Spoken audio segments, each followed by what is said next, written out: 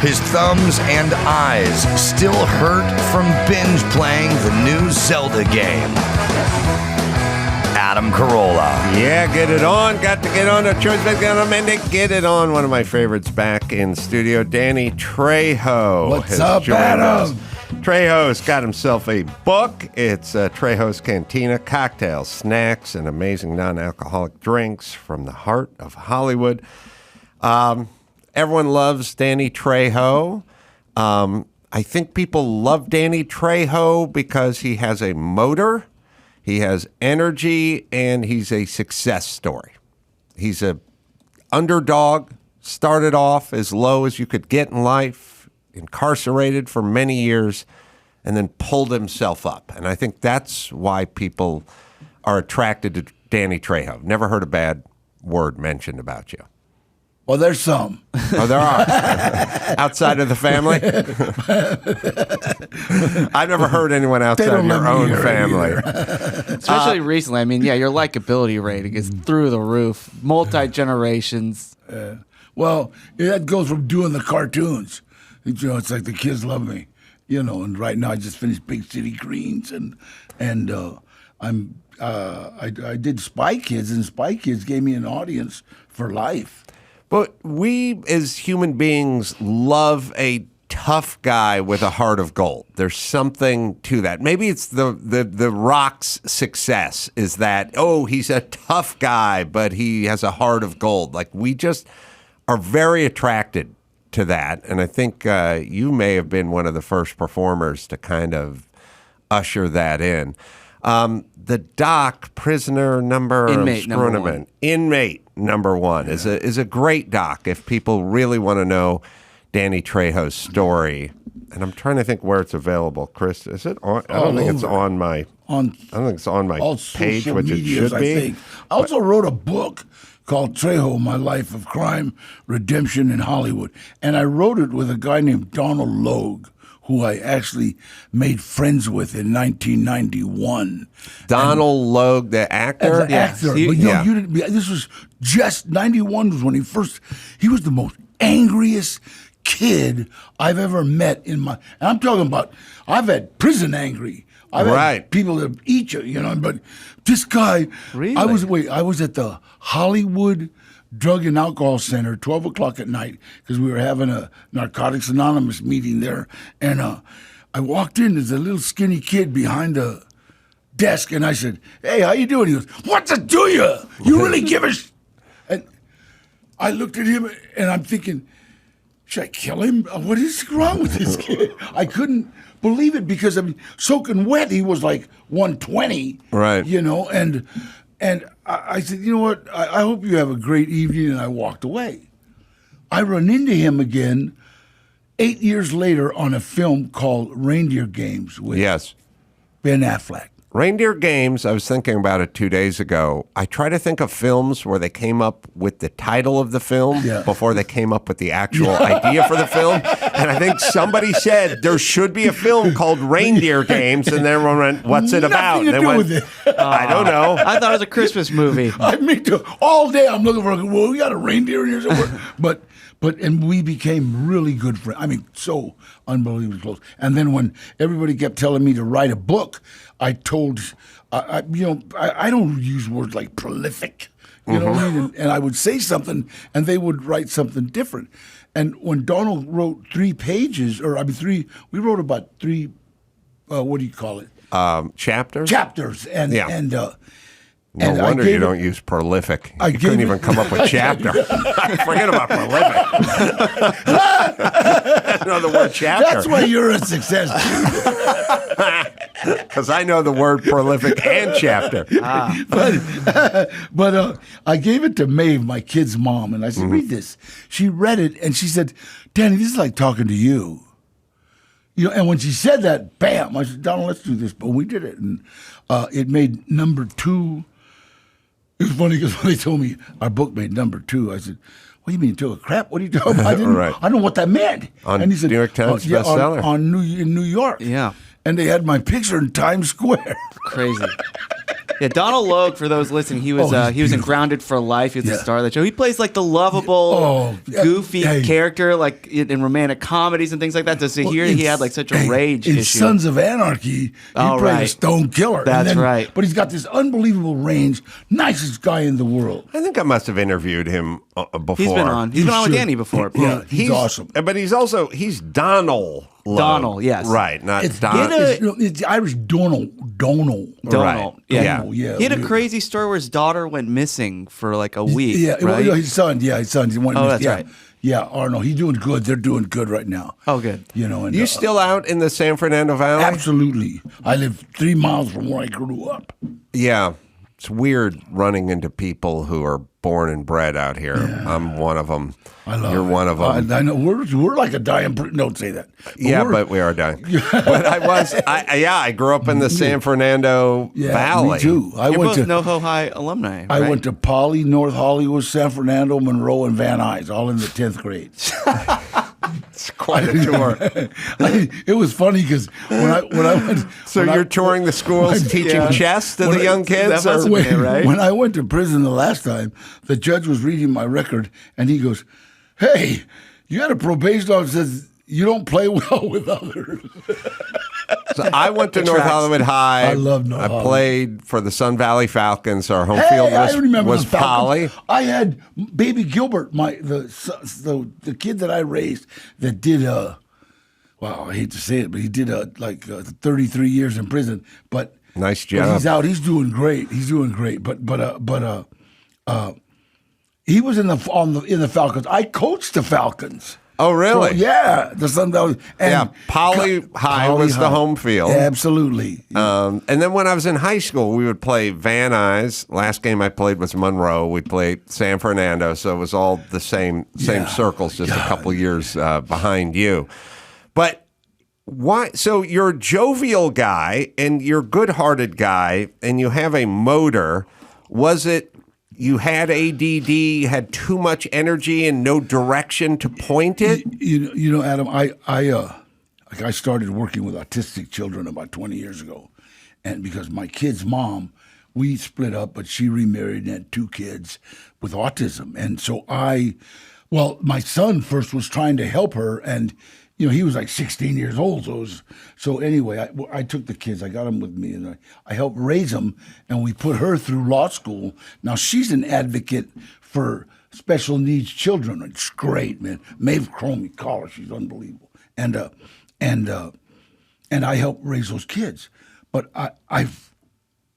when I was in Pacoima Junior High School, they put me, Malcolm, and a guy named Gary and Mike Cerna into a special room, and they called it social adjustment because we needed to be social adjusted. By the end of the month, there was like 30 kids in this room, and I didn't realize what was going on. We're just bad kids. When I started working with autistic children, I realized everybody in that classroom was on the spectrum of autism somewhere. We had guys that would walk back and forth, and we had guys that would scream all of a sudden. And it was like, wow, they were all smart, but had no filter or no, it's like if you know the answer and you just scream it out, you don't get credit, you get punished. Right. Yeah, we didn't know what to do with ADD. We didn't know what to do with autism. We didn't even know what to do with gay. We're just like, just marry that woman and turn it around, bro. Like You're so right. we just didn't know what to do with anything, and all we knew what to do is put them in a room and get them away from the other kids so they can't fuck up the kids. The first kid that I ever met that was gay, I was in juvenile hall. About 14 years old, and I was in the hole, and I'm looking at this little kid over with like blonde hair, but with a streak in it, a blue streak in it. I'm looking, and all of a sudden I hear him. This is like in the 70s? 70s. This is in the 50s. The I'm 50s? I'm Well, you're 79. 79, 20 years. Huh? Okay. In the 50s, really? Well, I didn't want to be rude. You look good. That was a good year.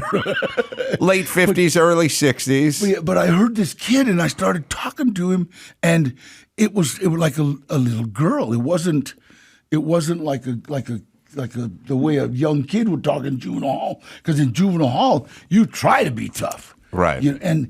And I said, "What are you here for?" And he was there because his mom and dad were splitting up and having a custody fight, and he didn't have nowhere to go, so they put him in McLaren Hall, in juvenile hall, and he was somebody tried to mess with him, so now he's in the hole. Wow, they Right. really didn't know what to do with gay kids back And then. nobody knew. Well, it's all of a sudden, kid showed everybody there's trying to be as macho as hell and tough, and he shows up. Here's an interesting question just popped into my head. You were sort of involved, very much involved with the system from a young age to what age when you got out of prison? The last time I got out was 25. I was going to be 25. So you had a good 20-year run. Yeah, real well. Then you got out and slowly but surely became successful and started finding gainful employment, now an entrepreneur and a business owner. In terms of the California taxpayer, do you think you're still in the hole tax-wise? Like all the money we had to pay to incarcerate you, to transport you, all the judges, Funny you bailiffs, should say that. parole officers, these dealing- people are all Are getting you, paid. are you in the red? I'm dealing with the tax board right now.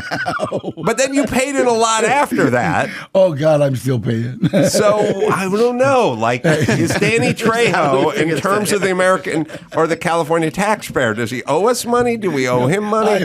Right now, right now I have two IRS agents living with me. So,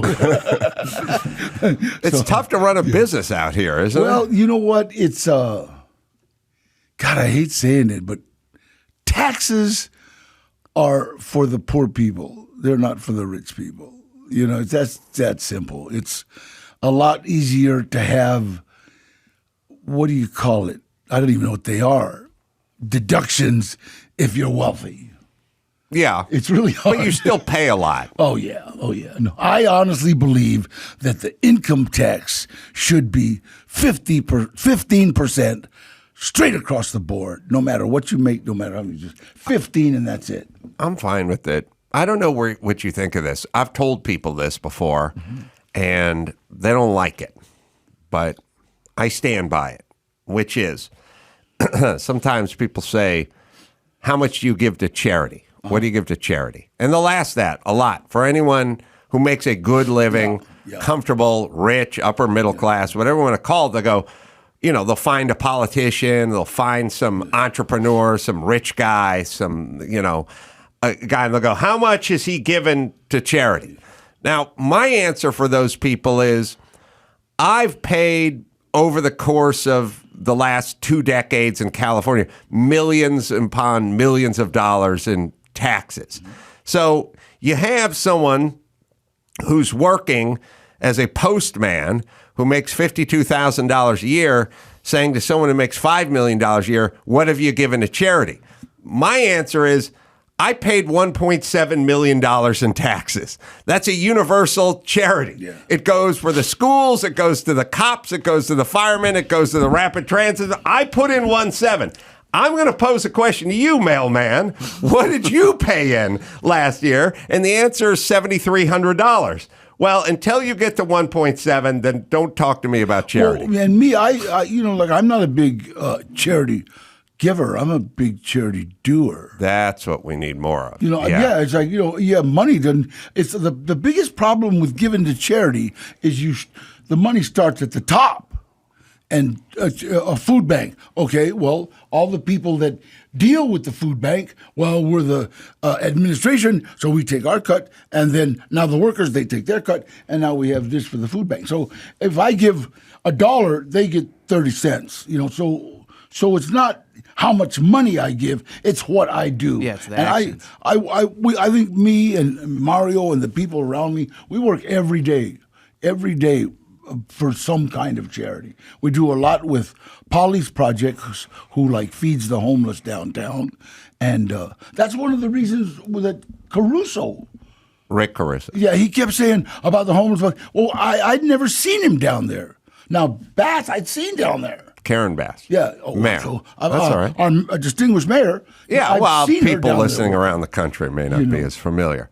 But so here's a not to do a charity question, but your roles in you've been in I don't know how many movies. More now. than anybody, 400, a bunch. right. IMDb has me at a bunch. So here's a question: if your career is sort of Tom Cruise, you got to be there for the entire movie. Yeah. That's a 9-month shoot or whatever it is. You never get to leave. Yeah. You get to show up, do a few scenes, hang out with Tom Cruise or Ben Affleck. Most or likely get killed by Tom some Cruise. cool people. Those guys won't call me because I outshine them. And then you get to go somewhere else and Yeah, you be heard it. on another set. Yeah. Like you don't have to be locked in for 9 months, and yet you just get to work with all these directors and all these great celebrities and household names and steal the scene and then leave. You heard him steal the scene. Do you like that? I love it. And like the only movie that I ever stood on was Machete. Right. And we did Machete, then Machete Kills, and then I don't know. Robert got afraid of the Russians, and we can't do Machete Kills in space or something. And so, but we did, and I stayed all the time on that movie. Mm-hmm. But until when I got to kiss Jessica Alba, I was Michelle Rodriguez, I was, Sofia Varaga. I said I'd have stayed another couple of months if they wanted me. These are the lives of 10 How's men. Robert Rodriguez? I've never awesome. met him. He's awesome, man. We're waiting for him to do Machete Kills in space, but he won't do it. Is he working on a bunch of stuff right now? I don't know. I don't know. I think he's just like horse ranching or something. I don't know. Is I he? haven't really heard of him. He's in Texas. Yeah. I think he's in Texas. I hope you're not guarding the wall. Yeah, how do you feel about like California is Los Angeles is maybe 50% Latino now. It's you know what, for me I've got this idea of building a town from like 30 miles into Mexico and 30 miles into the United States and making this beautiful little town or city or state and calling it Newer Mexico and actually opening up businesses there because we have this problem that's not going away. Talk about the border? The border, it's not going away. So now we either have to let those people in and say, okay, you're American citizens, or no, this is what we're going to do. But there's got to be some kind of humanitarian move here. And people say, because we were bringing people from Ukraine and people from Bangladesh or whatever, and well, they were at war. People don't understand. The citizens of Mexico are at war with the cartels. The reason they're dropping off their kids over here is so they won't be trafficked, so they won't be sent abroad, so they won't be murdered. So that's why they were dropping off all these kids. So they're at war too. Yeah, the thing that's, so I grew up out here. Me too. And then I work construction, so that's all I work with was Hispanics. That's all there is here for work.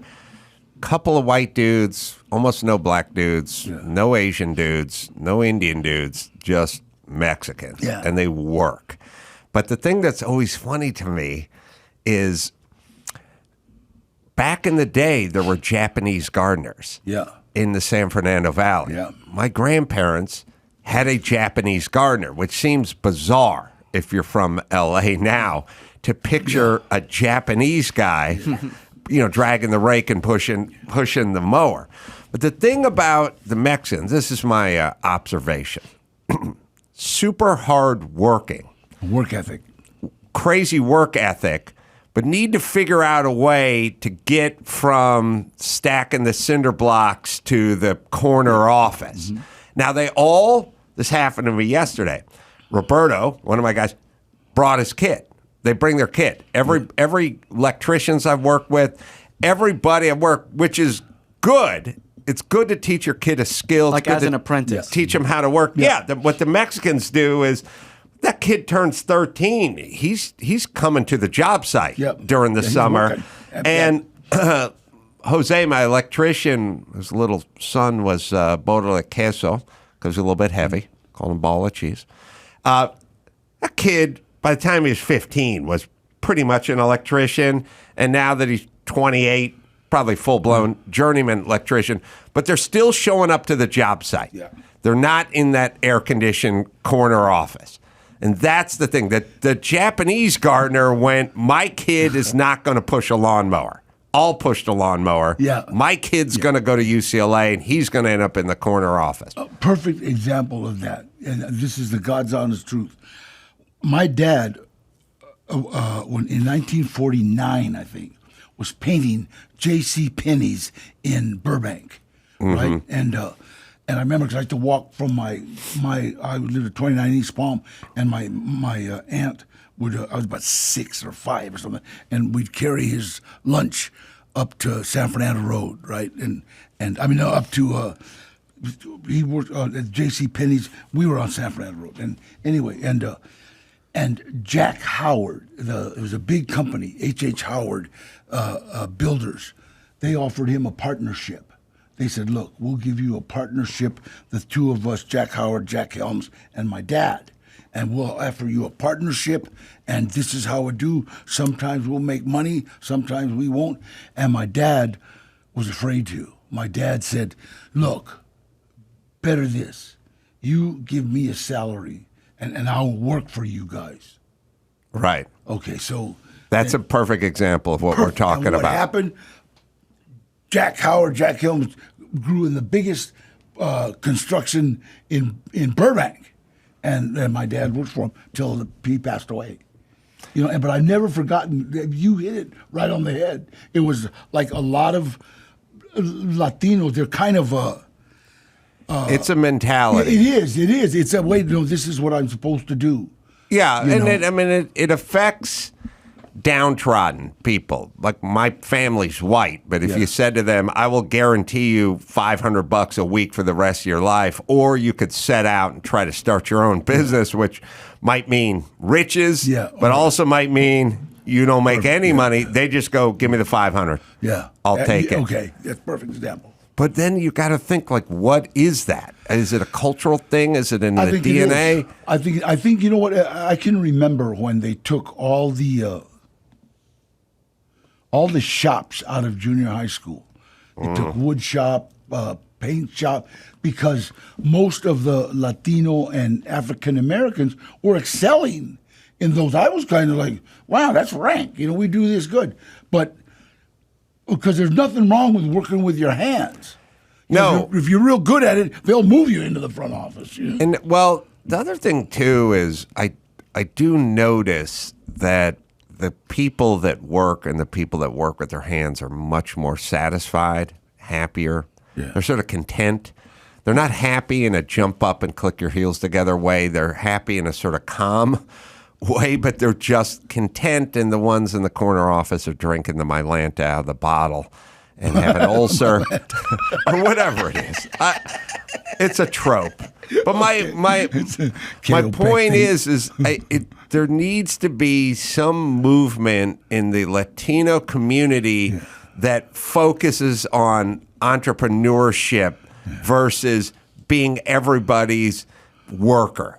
Well, you know what, I go to invited to a lot of graduations, and I love it when I see like this whole class full of number Latinos graduating from college. Right. You know what I mean? Like, okay, good, they're going. My dad's big, I was a drug addict, armed robber, but my dad's big dream was for me to get out of school and come work with him in construction. Did he bring you onto the Oh site? yeah, I've worked construction for all my life, but it wasn't like, I like the guy driving up in the Corvette. Yeah. Well, all right, here's what I think went on with you, because I think the same thing went on with me. If you show up onto a construction site, construction or any of the subjects we're talking about, painting, it's monotonous. It is literally based around repetition. That's all it is. I've had jobs where there was a pile of dirt the size of 3 minivans on one end of a parking lot at the Pier 1 Imports in Santa Monica. There was a dumpster on the other end of the parking lot, and they just said, here's a shovel, here's a wheelbarrow, your job for today, and you don't get to leave till you're done, is that entire pile of dirt needs to go about 100 feet into that dumpster. That's all I did. I just walk back and forth. I start counting my steps. This is what some societies use animals for. Right. Yeah. And or I did an earthquake rehab job where there was like an entire hallway down one of these bad 30s apartment buildings that's down in Koreatown or whatever. And the hallway was like 150 feet long. It was nothing but front of the building to the back of the building. And all I did was mud and tape. But the drywall was hung. All I had to just get out the joint compound and the paper tape. And that's all I did was just tape. It's painting, demo, stucco. It's repetition. It's insane repetition. Now, here's the thing. Danny Trejo has ADD, and his mind is moving 1,000,000 miles an hour. And so when you hand him a scraper and you say, go up to the roof and don't come down until all the asphalt shingles are scraped off the roof, you go insane with the repetitive motion stuff. It drives you insane. Now, you're going insane, but you're looking around at all these people that are just standing there, rolling with the paint roller, standing fine. there. They're fine. And now you're thinking, why aren't you going nuts? And they're like, digging a ditch. You just dig. I used to dig for 10 hours, and I would go out of my mind, and everyone else was just working. Yeah. And I was like, because you weren't meant to be there. It was a different mindset. Right. Different mindset. And you didn't completely. have a set or an acting school to go to, so you walked into crime. Well, you know what? I had an uncle, and like my dad, all his brothers. There were 6 brothers. They were all construction harder, and just tough guys. And my Uncle Gilbert was the only one that always laughed and had pressed pants and a nice shirt, and he smoked weed. I mean, he was always happy. But I started kind of gravitating towards him, and he always seemed to have time for me. And this is the one thing, I don't know nothing about parenting. My kids went through all their stuff, but we still all love each other. That's all I know. My son just got into the DGA. My other son's a gamer. My daughter's going into landscaping. I don't know. She wants to, like a landscape architect. So, but it's great, but I can remember like going to my mom. She was on the phone. I said, Mom, shut up. And then go back and start talking. And I can remember my dad, the same thing. Hey, Dad, I tell you the boss. And go back. Now I'd go to my Uncle Gilbert. Hey, Gilbert. Yeah, hang on. Yeah, what do you want me on? Right. And he's like, wait a minute. How come he has? And it's like, I know, parents, please don't write. Okay, I understand. We're busy. We don't got time for kids sometimes. But that's the problem. But that's an interesting point, which is the shift. So when I was a kid, if you went up and talked to a parent or any adult and they were on the phone or talking to someone, they look at you and just shoo you away like a king says off with his head. You know what I mean? It's, I'm not amused. You're just get the fuck. If I'm sitting in my office talking on the phone and my daughter walks in, I tell whoever I'm talking to, hold on, hold on, I got to talk. Yes. She wants something. Yeah. And then at some point she'll go on a little bit, and then I'll say to the person, let me call you back in a second.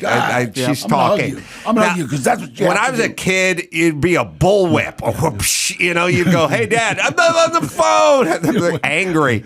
Honest to God, I was speaking yesterday at the Latino community at Pierce College, and Pierce College. I said that. Yeah. You know, the one on Victory. The Brahma Bowls.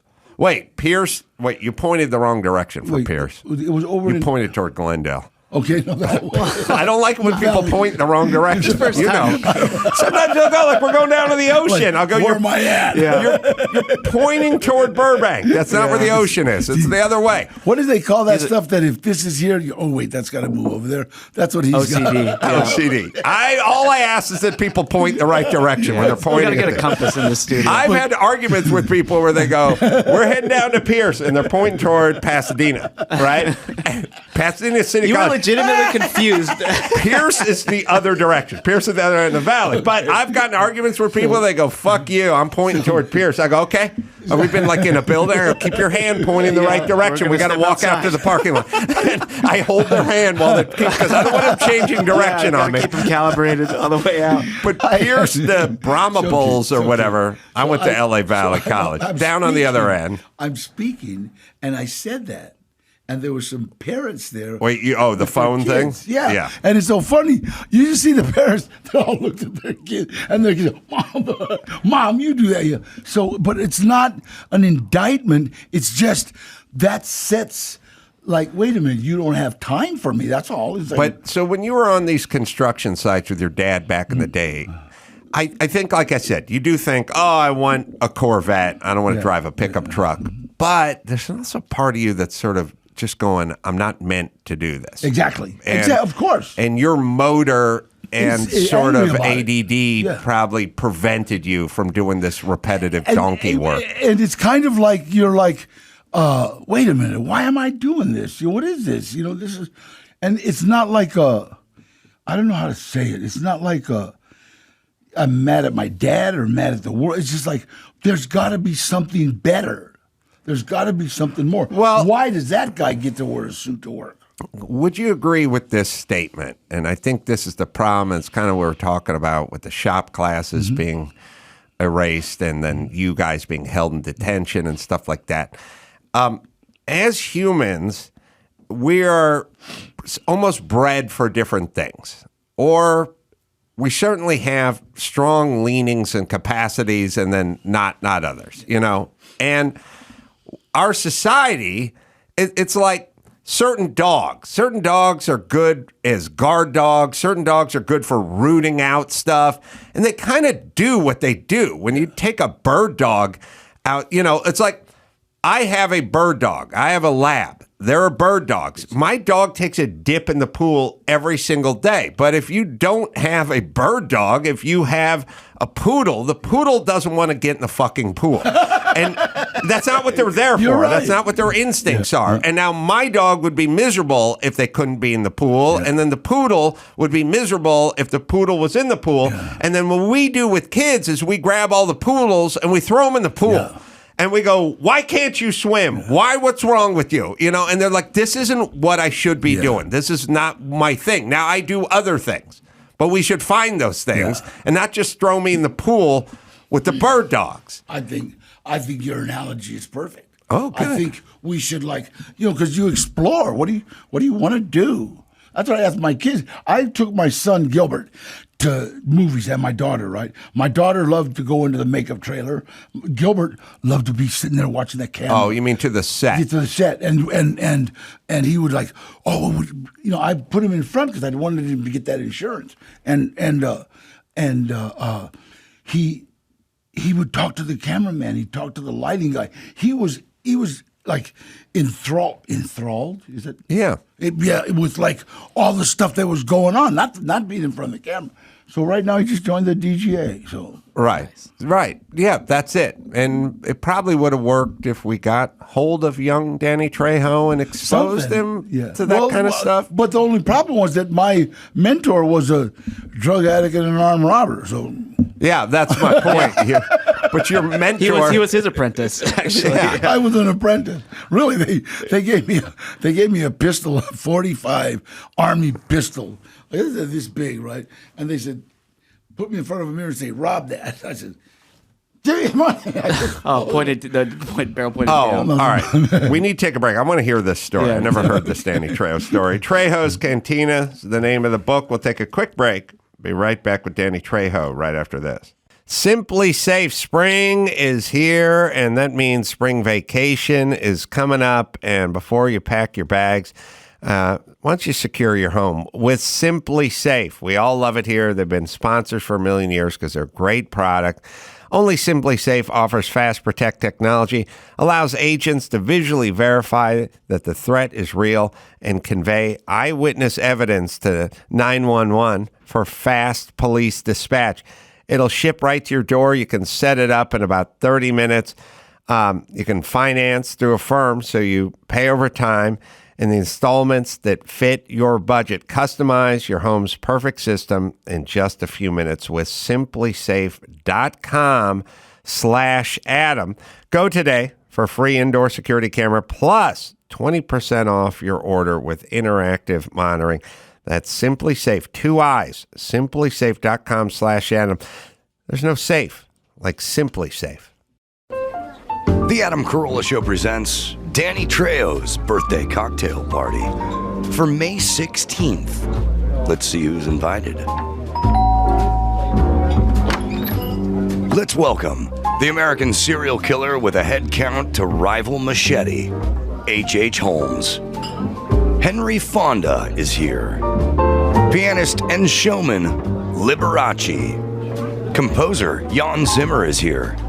Here to kick some dirt on all the other guests, Major League Baseball's Billy Martin. Here's the singer for the Chiffons, Barbara Lee. The drummers for Nazareth and Foghat, Daryl Sweet and Roger Earl, respectively. Pierce Brosnan joined the party. Deborah Winger is here. From the Detroit Pistons, John Sally. Janet Jackson's here. From Growing Pains, Tracy Gold. Tucker Carlson. Tori Spelling. And the inventor of the microphone, David Edward Hughes. Danny Trejo is on the Adam Carolla Show.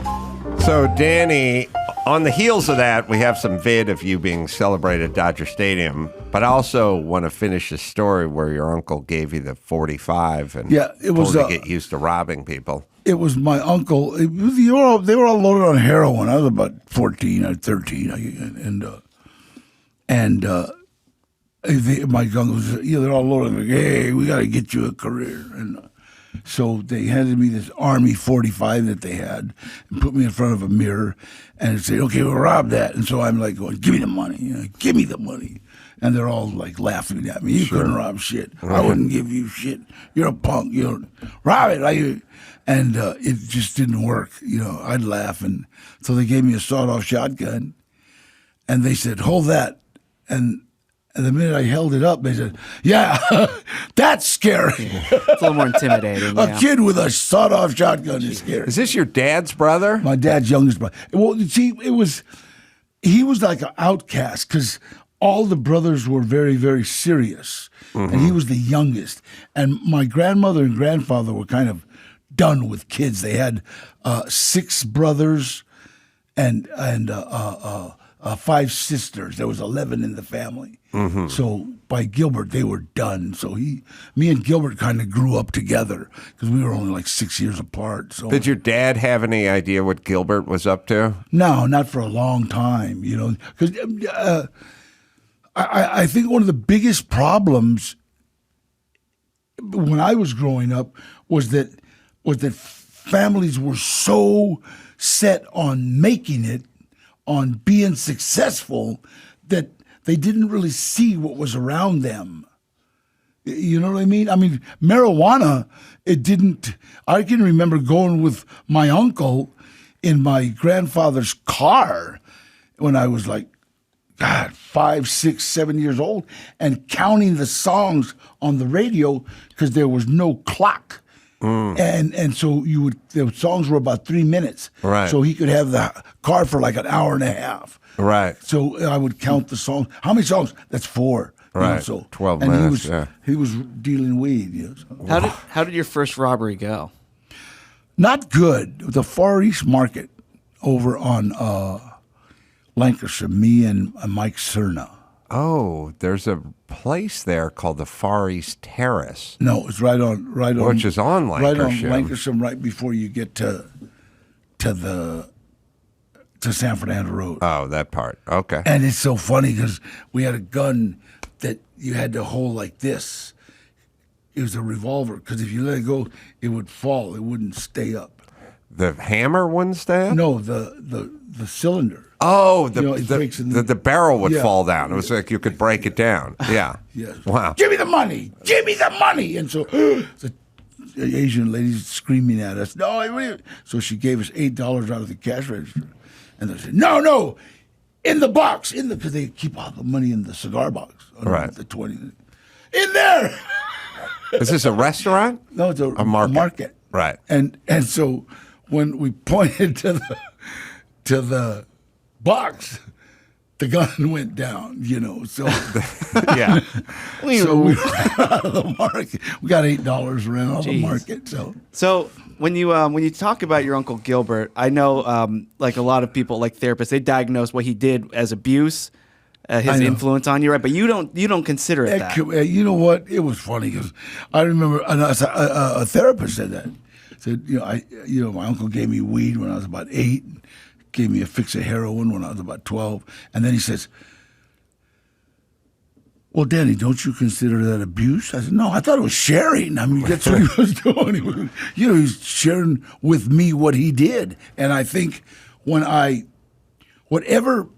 I had going on inside of me at the age of 12 went away when I took that medication." Oh, you're talking about heroin? Yeah.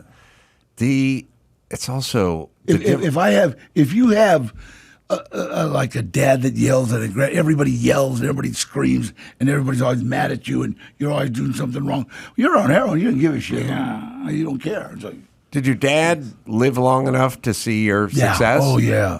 We got. Oh, that's good. It's funny is in my book, me and my dad got really, really close after my mom had an affair. We got really unbelievably close. In fact, after my dad passed away, me and my mom got close. Your mom had an affair? Yeah, and it just broke up the whole family. And we had a real. The family used to always get together like on Saturdays and Sundays in Tahunga or Hanson Dam or somewhere. You know what I mean? And all that stopped. It's just like really hard. And I realized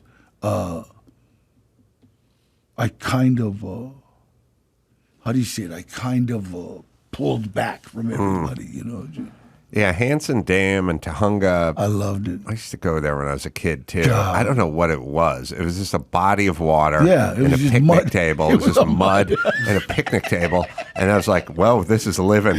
We're not making it. It was a mud hole. We don't have a car that can make it to Disneyland, so this is it.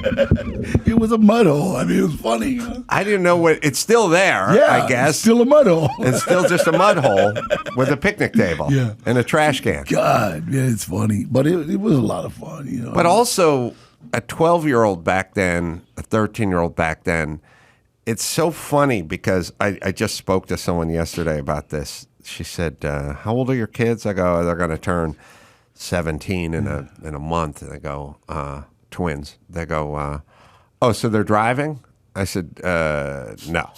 No, first thing I said was, they go, the kids driving? I go, well, they got their permits. And they go, oh, when are they turning 16? I was like, that was about a year ago. He's like, oh, but they don't have their license? I was like, it's different now. It's different. When I was 13, you pretended that you were an adult. Yeah. I mean, guys dressed that way. They tried to act tough. They smoked cigarettes. They talked about women and stuff like that. Like they were trying to be older. Heroin, pot, armed robbery. Now there's 17-year-olds pretending to be 12. Yeah. Yeah. It's a total. And women were stuffing their bras at 14, trying to look like Wearing high heels. grown women. It's such a bizarre turnabout. And I don't know if one's better or one's worse, but it is bad to be 12 or 13 and trying to act like you're an adult gangster. Yeah. I mean, you go to juvenile hall. And it's funny, they're having a lot of problems in juvenile hall right now. Oh, they are? Yeah. I reached out to Solis, Supervisor Solis, because that's her district, and because I was in, and we have a lot more. We have a lot more pull in juvenile hall than the counselors do. That's for sure. Because, You do. yeah, They would listen to you more they than they'd always do. listen to. And so they've had overdoses and still more overdoses in this juvenile hall, and it's weird because they don't get visits. So. Where are the drugs coming from? Well, they're coming from the guards. I mean, how big a difference is there between somebody who's incarcerated in a prison and someone who wants to work as a guard in a prison, like in terms of mentality? You know what I mean? Not I bet much. they're pretty much the same when they were 14 years old. You know what I mean? Like, They're just drawn to it, I yeah. couldn't hold up anyone at the Far East Market, but I could never be a prison guard either. I just couldn't. I don't have the mentality for it. But if I had that mentality, I don't think there's a big chasm between criminal and guard in a lot of these prisons, and that's why a lot of that stuff comes in through the guards, right? I think you should be a therapist. I think you should be because I think you're exactly right. It's like something, I don't, and there's some people that really want to help. Right. There's some guys that really want to help, and there's some people that just want to be guards, and there's a big difference.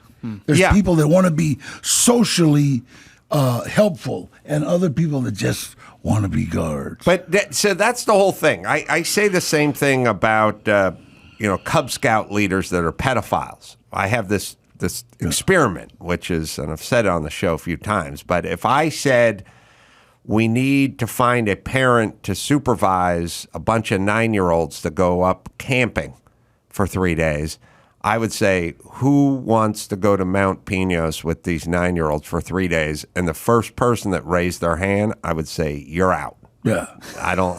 I want the person that doesn't want to do that. Dan. No. Because he ain't molesting anybody. I want the guy who's pissed off that he has to do this. And if I'd do the same thing with prison guards. I'd go, who wants to be a prison guard? Anyone who raised their hand, I'd go, out. I want the person that doesn't want to be a prison guard because that person doesn't want to rule over people and have dominion over people. And it's not a hard ass. The kid that's in junior high school saying, I want to grow up be a prisoner. I don't want to. Yeah. You don't a want red that flag. kid.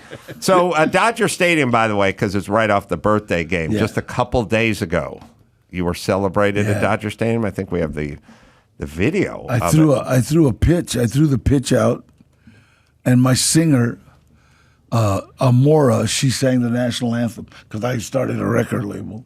Oh, really? Yeah.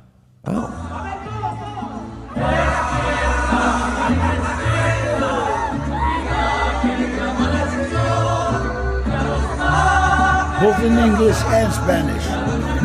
Both in English and Spanish. Chavez Ravine. Oh, that's nice. That your shirt, birthday. that shirt, that's one of a kind. It was done by Cartoon. Mr. Cartoon? Yeah, Mr. Cartoon did it for me, man. And then I had a Born to Raise, Born and Raised in L.A., the slacks. Mr. Cartoon is featured in a Modelo beer commercial. Yeah. I have a special connection to Mr. Cartoon. Love him. Because I had a race car from the 70s that had a lacquer paint job on it from the 70s. And so the lacquer, and it's the best word ever, it gets crazed after a while. It gets weird spider cracks and stuff in it. But it has a patina on it. And I was racing this race car at Coronado, and I crashed it into a brick barrier, a cement barrier. And I screwed up the hood, and I screwed up the fender. And there's no body shop in the world that could paint replicate old lacquer, like lacquer from the 70s, because It's aged. you could match the color and you could match the style, but you couldn't match the age. But Mr. Cartoon said, I can do it. And he came in and he painted that fender and he painted that hood, and you can't tell the difference between the one that was painted in 1973 and the one Mr. Cartoon painted in 2015. Guy is amazing. He's amazing. He's done stuff for me that was like unbelievable. Right now, I'm gonna have him finish a '57 Chevy Bel Air chop top, and I've got all the women that I've acted with in the trunk of the car. Oh, and really? Putting the bottom. I'm putting Selma Hayek on, and Kind of like your character in Con Air. yes, Johnny 23. Johnny 23. Selma Hayek, Michelle Rodriguez, what's her name? Lindsay Lohan, and Lindsay's doing great. And Mr. Cartoon's gonna like airbrush them? Yeah, airbrush them on the bottom of the hood. That's awesome. Wow. Oh, it's so crazy. Yesterday there was an artist that painted a picture of me. God, I forget his name. He's a Mexican artist. Right now, Mrs. Cartoon? No. Right now he's doing the biggest mural ever done downtown, Vargas. And it's of you. No. It's of people in L.A. Me, Kobe Bryant, George Lopez, different. Oh, yeah. the LA You know what's icons. cool about you is you're always going to make that mural. Kobe Bryant's going to be on there. Yeah. So I'm trying to think. I mean, we need representation. You offer representation to the Latino community. We got Fernando Valenzuela. Yeah, probably he could make it, but I don't think he's gonna. I don't think he's going to bump you off the mural. Yeah. Well, Fernando is a very Oscar very De La quiet- Hoya. Yeah. I don't know if he's going to bump No, you though. Well, he's going to be on it. He'll be on it. Oh, nice. Yeah, he'll be on it. God, he was a 4-time champion, getting hit in the head or something. Boxing is a Any tough way white to guys go. on the mural? Is Kirk Gibson going to be on it? Oh, yeah, they'll be. Well, the one, you know what? The one that they're trying to take down, it's crazy. It's in Bellflower, and it's Kobe Bryant, Oscar De La Hoya, Vince Scully, Tupac. Oh yeah, he's big Snoop mural. and me. Yeah, Tupac is big time mural Yeah. material. Yeah. Trying to Yeah, think quite of the who the most ensemble. mural Yeah. ready people are. Tupac's got. Well, I think it's Kobe now. Kobe's Kobe. doing Yeah, that. Kobe's awesome. Cool. I met him. You know, I had a. But they're trying to take it down. Yeah. It's funny because it's Bellflower's an idiot. It's facing the street. Mm-hmm. Okay. Well, I called them and said, "Wait a minute. There's graffiti, negative graffiti, all over facing the street. Yeah. Right. Take all that down first, Right. and then take the mural down. You're least saying that's art, yeah. This mural is about getting together. It's about coming together. It's about being. There it is. Why would the De La Hoya and then there's Vince Scully, Scully's, Kobe, yeah. There's and there's Kobe. Snoop. I'm over Why on would- the end to You're the cropped out. Yeah. Why are we taking the mural down? because it's facing the street. That It's seems on like private a good, property. that There's a seems like parking lot yeah. in front. Seems like a good direction for a mural to face. No kidding. Facing And the it's so alley funny. is not a good Yeah, direction right, for a and mural. It's like I talked to Governor Newsom. I got him on speed dial. Oh, and, good. I want to talk to him. Yeah. Can we get a conference call? Tupac. Oh, there's Danny. Is that Yeah. Trejo? Danny. Yeah. Yeah, why would they? I get it. Yes. So here's what LA does and LA County and California does, which is there's a street behind us and everyone dumps all their construction materials there in the middle of the night because the dump is $120 and no poor Mexican wants to spend $120 dumping off stucco and old tires at a dump, so they just dump it on the street. The city does not clean up the street, but if a gangbanger tags the building across the street, then the city will give you a summons and say you're responsible to clean this up in a 2-week period, which sounds a little like they have rules for thee, but not for me. And that's what the city does best. There's graffiti everywhere in Bellflower, but they have an ordinance that this mural that everyone likes is facing the street, and so we must put some primer over it. Doesn't make sense. exactly what I said. There's exactly what I said. Right, and the problem is when you do that as a city or parent, you can't smoke a cigarette and blow it in your kid's face Exactly. and tell them not to smoke. I had a friend of mine, a really good friend of mine, right? her son was smoking weed. No, man, I don't know what I'm going to do. And I said, well, do you smoke weed? She goes, well, yeah. I said, oh, you smoke weed and you're telling your son not to smoke weed. And how old is he? Well, he's 22. Right. Well, wait a minute. Who's telling you not to? And so she stopped smoking weed and said, I stopped. I want you to stop. Right. He stopped. Right. So you listening, Bellflower? Bellflower didn't listen. Oh, really?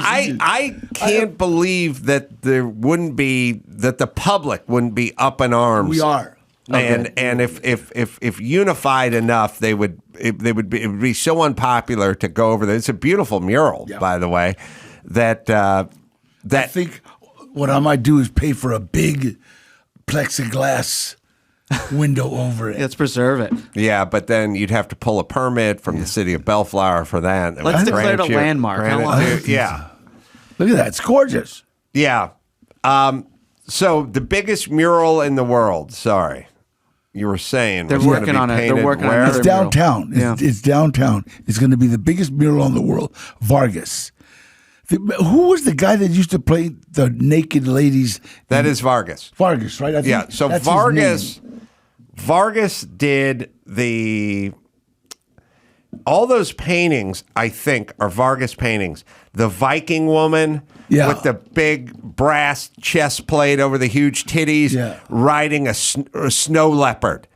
I think if you look at a Molly Hatchet record cover, I think you'll see a Vargas paint.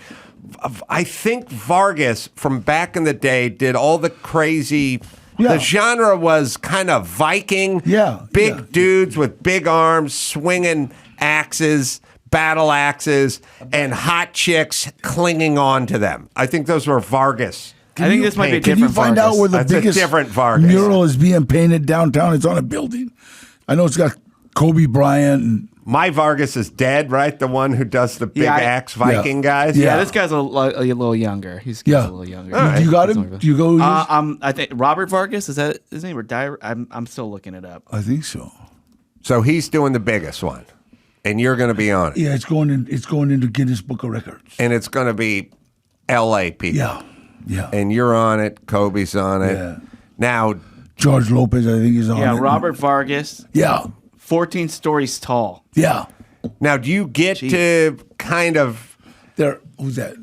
There I am. There we are right there. Look at, he painted that of me. Wow. In like 10 minutes. Do you get to kind of get in his ear and go, look, I'm not saying I should be above Kobe, but but George Lopez, give me a fucking break. The guy's a clown. Did you hear that, George? The guy gets up there and tells jokes. I make films. I'm Machete. I just did George's show, Lopez versus Lopez. I just did their shows. I was like, really, we had a blast. Do you think you should be above him, though, in the mural? Absolutely. All right, well, you earned yourself a plug with that kind of candor. Trejo's Cantinas, the book, cocktails, snacks, and amazing non-alcoholic drinks from the heart of Hollywood, wherever you find finer books. Website, DannyTrejo.com is where you can go. And you know, he's a household name because no newscaster and nobody has a website ever goes, it's Danny Trejo. Yeah. We don't need you know the name. Otherwise, people in the Midwest would mispronounce it, but they don't. Danny Trejo with a J. And Adam, Inmate #1 is streaming on Tubi. On Tubi. So a great doc. Please watch it. Danny, always good to see you, my friend. Thank you so much. Thank you. This was absolutely made my day. We'll come back and do some news right after this. The professional parts people at O'Reilly Auto Parts are in the business of keeping your car on the road. They offer friendly, helpful service and the parts knowledge you need for your maintenance and repairs. The team at O'Reilly Auto Parts can test your battery for free in or out of the car. If it needs to be replaced, they'll help you find the right battery for your vehicle. If your check engine light is on, O'Reilly Auto Parts will scan it and retrieve your trouble codes for free. If needed, they'll even refer you to a repair shop. When you're a do-it-yourselfer and need a specialty tool to finish the job, stop by O'Reilly Auto Parts and ask about their loaner tool program. Simply pay a refundable deposit and borrow the right tool. Then get your deposit back when it's returned. Ready for some new wiper blades? The professional parts people at O'Reilly Auto Parts will help you pick out just what you need for your car, and will even install them for you for free. O'Reilly Auto Parts has thousands of quality parts and accessories in stock that you might need to keep your vehicle running at its best. Place your order online at O'Reilly Auto Parts and then pick it up at your local store. You can even have your order shipped directly to your doorstep, giving you the freedom of shopping on your schedule. Stop by O'Reilly Auto Parts today or visit O'ReillyAuto.com. Let me tell you about Turo Innovative. It's the world's largest car-sharing marketplace. With Turo, you can book any car you want, wherever you want, from a community of local hosts. Browse a huge selection of vehicles for just about any occasion or budget. Book an SUV or a minivan for a family road trip, a pickup truck for some errands, or even test drive an EV. Every trip is backed by liability insurance. Terms, conditions, and exclusions apply. Find your drive. Forget your boring rental cars at Turo. Turo.com.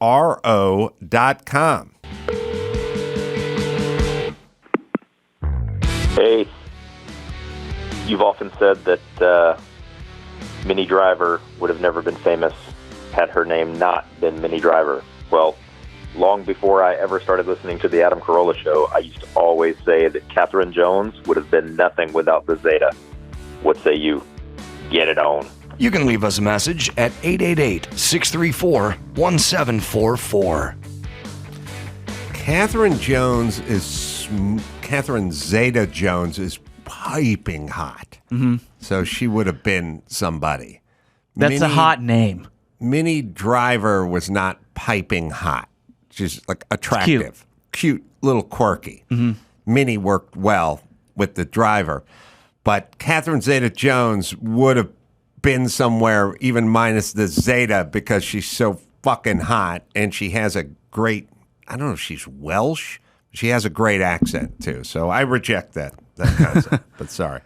Before we get into news, how you were talking about doing a lot of mud and tape work. How are your skills now? Because I've had to hire out people to do that because I think it's insanely hard to do. I was pretty good at to do well, excuse me. Yeah, I was pretty good at mud and tape work as it pertained to drywall. Drywall, it was a little bit hard. It started off with paper tape, and paper tape is just a roll of paper. As old school guys kind of like it. You know what paper tape looks like versus the mesh tape? I think I've only seen mesh, actually. So the paper tape was a roll of white. They call it tape, but it's not adhesive. It's just white paper. Yeah. And it's somewhere between, it's got a little bit of a cardboardy vibe to it. I don't know. It'd be like I don't know what the mill is on it, but it would be the mill of like 4 sheets of notebook paper. Something had a little, it was like somewhere between cardboard and paper. Yeah, like cardstock almost. Yeah, but thicker. not as stiff. Right. Not stiff. Come in a big roll. 1.5 inch thick, wide, probably 1.75 inch, maybe 2 inch, maybe 2 inch. See how Ben, see how wide paper tape is for rolling. 2 inch. All right, and it was just if you put it on the wall and move your hands, it would fall to the ground. So what you would have to do is take all the seams where the drywall seams were, right, and you'd have to butter them up with drywall, mud, joint compound, and then you'd have to take the paper and stick it into the joint compound and then smooth it over so it's stuck without bubbling or too much joint compound behind it or whatever that is. And then you'd then go over the top of it, skim it, and I don't even know if they do topping anymore. They used to do a thinner, like kind of finer version of joint compound called topping for like finishing. And then if you were doing the corners where like the two walls met or the wall met the ceiling, then you'd take the drywall paper tape, fold it in half. It had kind of a crease in it, and then mud it up. I have seen paper tape then, yeah. Get a corner trowel though. You can't do the ceiling and the corners without the corner trowel. I mean, a lot of guys do, but you want that corner trowel. Put in there and do it. I got pretty good at it. And I could mud and tape pretty good. The key with me is always you want to use two knives. You always want to work the ball back to the center. Yeah. So what you drag the broad knife around across the seam, and the joint compound pushes its way to the end, and then it'll create a wake if you got too much material, like a boat. Like it's actually pushing out beyond the knife. Do it, turn it, take the other knife, slide it across it, get the ball back into the middle of joint compound, and then hit it again. I was pretty good at it, but the real thing with drywall is anybody can make it look like glass, or not anybody, but most people could do it and make it look pretty good. And it's the same way with painting. But what people don't know is guys that are good at drywall are super fucking fast. And this is what I have to yell at people all the time. They go, oh, my sister could paint this room. She could. It'd take her 3 days. My guys take 2 hours. That's what you're paying for. That's what you're paying for. You're paying for speed. Because in drywall, you could do the mudding, and then you could sand the shit out of it, and then you could mud some more and then sand the shit out. But eventually, 1 year later, you could do it so it looked like glass. Yeah. These guys mud it and do almost no sanding. That's kind of the guys that are good are fast. And but I was it's an art, I think. Good. Oh, it is 2 1/16 drywall paper tape. It's funny. So I was like 2.5. No, 2. But nothing is ever 2 1/16. I don't know why they made it 2 1 paper joint tape. Yeah, 2 1/16. And now they have adhesive mesh tape, fiberglass tape, which is a lot easier to deal with because you can stick it everywhere, tape everything, and then go back and mud it. Yeah. I mean, isn't it insane how much construction and building has evolved since you did it? Because I imagine like all the techniques that you had are a lot of them are probably obsolete now, right? Or a few of them. I mean, no, I don't. I mean, the tools have changed and some of the materials have changed, but joint compound, drywall, tape and mud, foundation, technique stuff. It's painting. It's pretty much the same. The guys that were good. And I don't know how Ben can find this, and maybe someone will tweet us something, but they would put up the mesh drywall tape, stick it to the wall, and then they would go over it with 3M spray adhesive to really stick it. But those were the good guys, and then they would do the mud and tape, and then there were things called stilts and things called bazookas. Stilts were stilts. Yeah, you'd strap them on. Stilts, yeah. And bazookas was an actual gun that had joint compound in it and a roll of tape on it. And you could like do it. You could kind of automate it a little bit. I never got that deep into it. Yeah. But I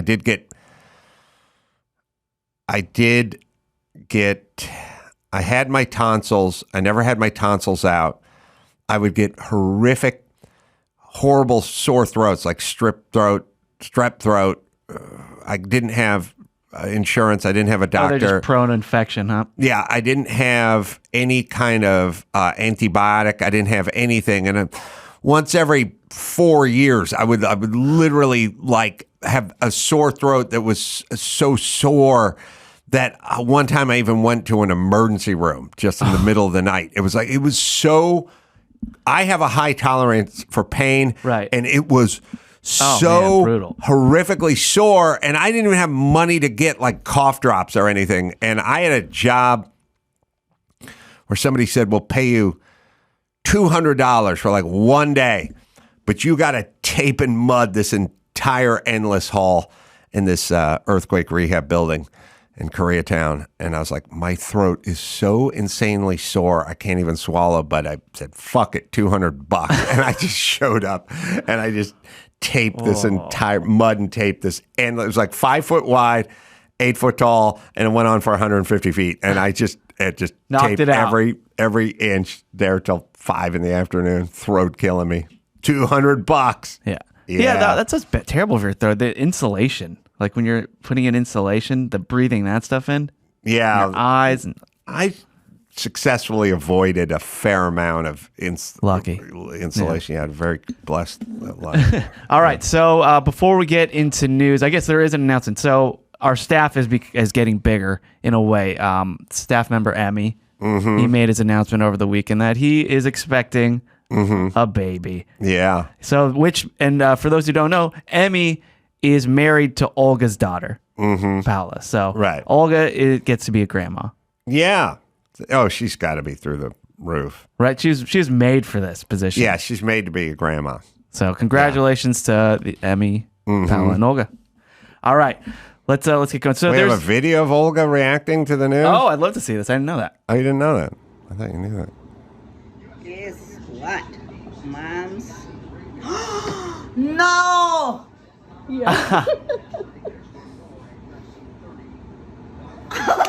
Oh, she's so happy. Oh, over the She's so happy. Yeah. Oh, that warms my heart. That's beautiful. Yeah. She's salt of the earth, Olga. I know. So they put the announcement on the back of the dog, like on the back of the dog's clothes. Oh, is that what happened? Right? Yeah. That's how she read it. Oh, great reveal. Thanks for sending that, Emmy, and congratulations to you all.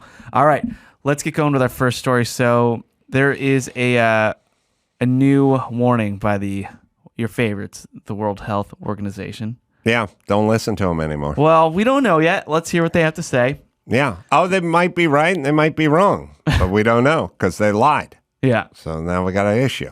So this is Dr. Tedros Ghebreyesus, Director General at the World Health Assembly, and they had a meeting in Geneva because that's where all the big news comes out of. They have to meet in Geneva, Right. and then and they let the world know. So this is a video, right, guys? You can play it.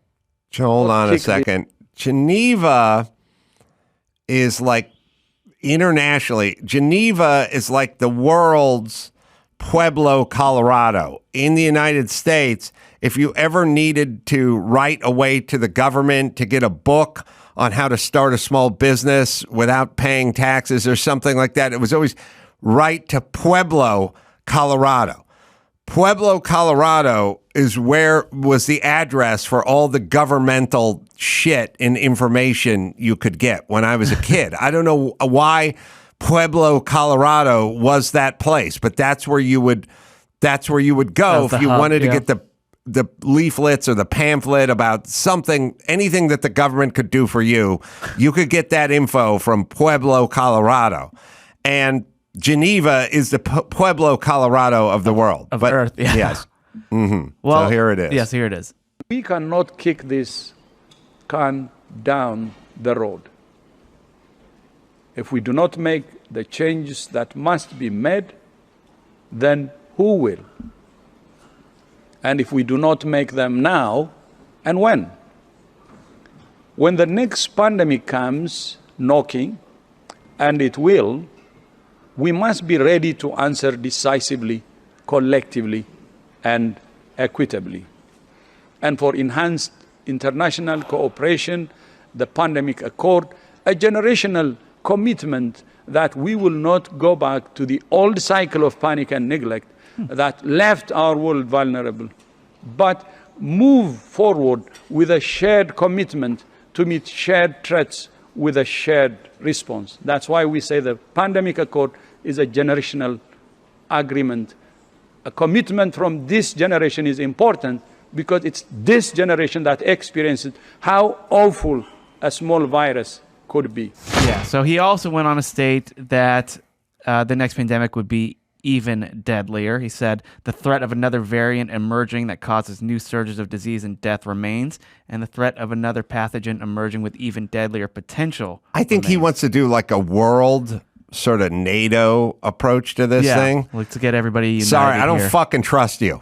I do not trust these assholes at all. And it's like, remember 10 minutes ago, the United States was like, why don't we have a truth ministry? Why doesn't the Biden administration should appoint some chick and then she'll be in charge of fake news? Oh, pardon me. Pardon me. You're the guys who the guys who corrupted Twitter and all the social networks. You guys with the FBI, you guys with the CIA, you guys calling everything fake news you disagreed with, you guys all lying about COVID. You're going to appoint some 30-year-old chick and she's going to be in charge of what's true. I'm dubious. Pardon me. Call me dubious. I'm not so sure you're going to make the right decision on this 29-year-old coos who likes to sing like Mary Poppins on the internet, who's going to be in charge of what's hate speak and what's true and what's fake news. She's going to be doing the fact checking? Okay. I'm dubious. How much of the world do you think is now dubious versus... I now think that every large organization becomes corrupted at some point. Well, of course. I mean, I know you think that's going to happen, but how, like, do you think if this happens again, are people still going to be, are there going to be a bigger portion of people questioning it, or are we all just going to go along with whatever we're told like we did this last time? Yeah, like you did, but not me. The royal we. Right. I think there'll be a percentage that is less involved, but I'm not hearing a lot of repentance and sorry. And I'm hearing a lot of defensive postures. Or let's just bury it under the rug and let's move on. We did what we knew at the time. We knew at the time. There's a lot of, we didn't know anything. No, there were people who knew a lot of stuff. You deplatformed them. That's not, we didn't know. That's, you didn't like what other people were saying. Just 7% of Americans have a great deal of trust and confidence in the media, and 27% have a fair amount. I no longer trust the media. Not that I just distrust them, sort of. I don't distrust the media just in general. I just don't trust them when they're trying to tell us what happened, because they've grafted a narrative upon everything, which is destroying their ability to report. So, and by the way, people talk about Hunter Biden's laptop and what the media did with that, and they talk about COVID and what the media did with that. How about Kyle Rittenhouse? This 16-year-old white kid with a gun shot 2 or 3 people trying to kill him, essentially. What'd the media do with that? Right. The media said he didn't know anyone who lived in Oshkosh or wherever he was going in Wisconsin. Like, he didn't know anybody except for his dad lived there. Do you think the media could suss that out? Like, where the guy's dad lived? You think they should be able to. You don't think they're able to figure out that his dad lived in Oshkosh? That should make any normal person go, something's up here. Yeah, and then what happened? By the way, the manifesto of the trans kid who shot up the school that's 2 months old. Where is it? Still won't see it. We don't get to see that one? Why don't we get to see that one? What if is that the media or is that government? That's government and media. Because the media is booing them. Yes, yeah. They buoy them. Here's what the media does. The government responds to what the media wants. And if the media is going to make a big thing about George Floyd, then the government gets the DOJ involved and reacts.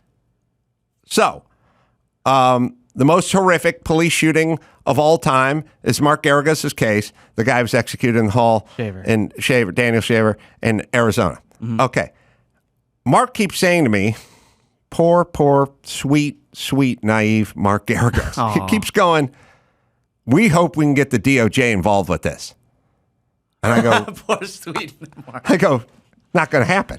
It's been 4 years, Mark. It's not happening. He's like, we think the DOJ. I go, they're not interested because he's white. You understand? They're not interested. They have a narrative. Hang a fucking noose on a NASCAR garage, which is not a noose, they'll be down the next day.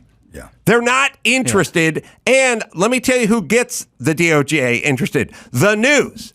The news is not interested, so the DOJ is not interested, and that's how we roll. So the media is indirectly controlling the DOJ. They will decide whether the government acts or not, and they're not interested, and so they're not acting. And that's a kind of whatever symbiotic relationship, tacit agreement, whatever you want to call it. That's the relationship. So CNN and New York Times, and then nobody gives a shit about Daniel Shaver being executed by cops because it doesn't fit a narrative. So they're not interested. So the DOJ is not being pressured to do anything, and they don't have to do anything. So that's where it works. Once in a while, it goes the other direction, like Hunter Biden's laptop, when the CIA and the FBI cover it up and then tell the news agencies who are just doing their bidding, there's nothing to see here. Then they dutifully report what the CIA and the FBI told them to say. But no, we're not going to get to the bottom of anything as long as there's this relationship. Yeah. I saw something funny on the news yesterday when Senator Tim Scott, the Republican African-American senator who's now running for president, when CBS News, local news, mentioned that, he announced his presidential bid, they made it a very, very clear point to say the only black Republican senator. Guess how many black Democrat senators there are? 2. Wait, where's the sting for the BIN? Come on. All right, so let's figure out what the news outlets are up to. Kyle Rittenhouse's dad lives in Wisconsin, although according to the news, he knows no one who lives in Wisconsin. And then his mom drove him across the state line with an M16, which she didn't do because she was doing a shift at the hospital as a nurse. So, the media can't even fucking figure out what the mom and the dad are doing? And we should listen to them about what? Right. Again? But it's not that they don't know what the mom and the dad are doing. They're lying because they're trying to create some sort of, what they did with Daniel Shaver is ignore it, because that's a white guy being executed by the cops. And then what they did with Kyle Rittenhouse is turn him into a white supremacist and his family as well. So, stupid or liar, they're lying at this point. Well, it's pretty, and it's the same with Hunter Biden's laptop. Like, they have the laptop. The FBI's had the laptop since 2019. You don't think you can figure out whether it's real or not? The FBI doesn't have the ability to suss this out when they own it, when it's sitting at the headquarters. They know what they're doing, so they can't be listened to. But I wish I could listen to them. Just like you'd have a friend who lies all the time. You wish he didn't. You wish Ernie didn't lie all the time, but he lies all the time, and now we can't listen to Ernie. Well, That's what's going on. Probably part of the reason why DeSantis is announcing his presidential candidacy on Twitter, because he doesn't want to have anything to do with the media. Yes, they've wrecked themselves, but so is the WHO. Yeah. So is Twitter going to become the new media then, as far as? I don't know. Any sort of? I think so. Yeah, that's where Tucker's going. Elon right? knows what he's doing. Yeah. Mm-hmm. All right. So a Delta passenger flying from Sarasota, Florida, back to her home in Portland. She went into anaphylaxis on a flight after the cabin crew served nuts to people near her. So this is the problem, man. This is why we don't get nuts anymore, because this actually happens. And right. You've been complaining about this for years. It actually happened. Her name's Sarah. So she filed a complaint with the Department of Transportation's Office of Aviation, saying that Delta failed to accommodate her disability and didn't respond when she experienced life-threatening symptoms. She had to use 2 EpiPens, and the plane did not make an emergency landing for her. Well, here's the deal. If you have this kind of reaction to nuts, then you're not allowed to fly commercially. Get on that PJ, Sarah. It's on you. You have a situation. If I have an inner ear problem, back it up to Mark Garagos again. Mark Garagos had an eye problem for a while, couldn't fly. Had to take a tour bus, back and forth to New York. He had a problem. But we didn't all have to take the tour bus. Or if he had some sort of eye problem that said once he gets over 10,000 feet, there's too much pressure in his eye, we wouldn't keep the plane under 10,000 feet to accommodate him. If you have this serious an issue with nuts, then don't fly commercially. If just being in the vicinity of nuts. That's for you. That's because I care dearly about you, person. Yeah. Don't get on a commercial flight. So this is what happens. So she gets on the flight, and the passengers aboard the plane were told that they are giving out snacks, including almonds. Mm-hmm. And so she reminds them that, hey, I have a crazy allergy. So they say, okay, would you like a buffer zone around you and that we won't serve almonds? Or do you just not want us to serve almonds at all? Oh, could I do that with dogs? I had a dog right next to me last time I flew. I flew to Oklahoma City. There's a dog there. Right. I could do a dog buffer zone. No granddaughter announcement on that? No. Dog. So no. They said the almonds. So they said you can get a buffer zone, or do you just not want us to serve almonds at all? And she goes, "That's what I want. I don't want you to serve almonds at all." And they served almonds, and so she noticed passengers around her were eating the almonds. So she went to the bathroom, hit the EpiPen, asked them to land the plane. They didn't, and she's very mad. Asked them to land the plane. I would be much more sympathetic to this person if she wasn't from Portland. Because now I don't trust her. So that's a tell, right? I don't trust anyone from. I don't trust chicks from Portland anymore. Except our next guest. Yes, except for our next guest. Oh, and she's good looking. Now I really don't trust her. She's good looking. I'd land she's a from plane Portland. for her. Yeah, we're and then land the plane. What? So she can get and she's under 30 or something. I don't know. So she wants Delta to be fined for disability discrimination. This is a disability. Yes. And a Delta has responded with a statement saying, while we unfortunately cannot respond to this specific event, passenger safety is Delta's top priority. Yeah. Yeah. So. All right. We'll see, but. All right. Everyone's got to sue somebody. But here's what I'm saying to everybody. It's your disability. It's not our disability. Sorry, God doesn't like you as much as he likes me. You got something. Yeah. Now you have to fucking deal with it. And part of that is going to be not flying commercial because there may be nuts on a commercial flight.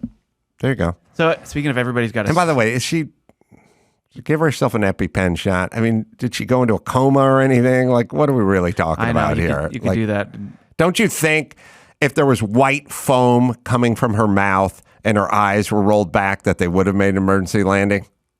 Yeah. Don't you think she was sitting in business bitching at somebody about landing? There's real worry of death. Her saying that they didn't even bother to make an emergency landing is like when you're driving your car and you almost hit somebody, but you stop and you see them and and they go, "Hey, all right, why didn't you land the plane?" Well, your EpiPen worked. Yeah, that's what happened with Meghan Markle and the Prince the other day. They almost got hit for 2.5 hours driving through Manhattan. Almost.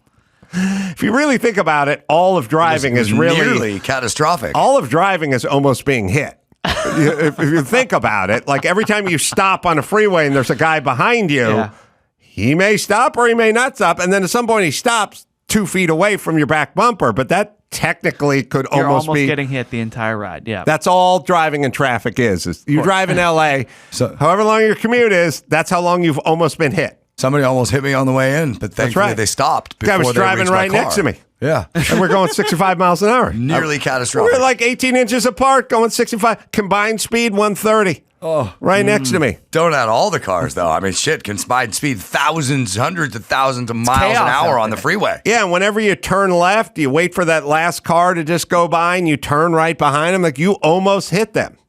It's real tight, man. I didn't realize how many lives I've been endangering. You on the shake road. hands with the devil every time you get in that Prius, son.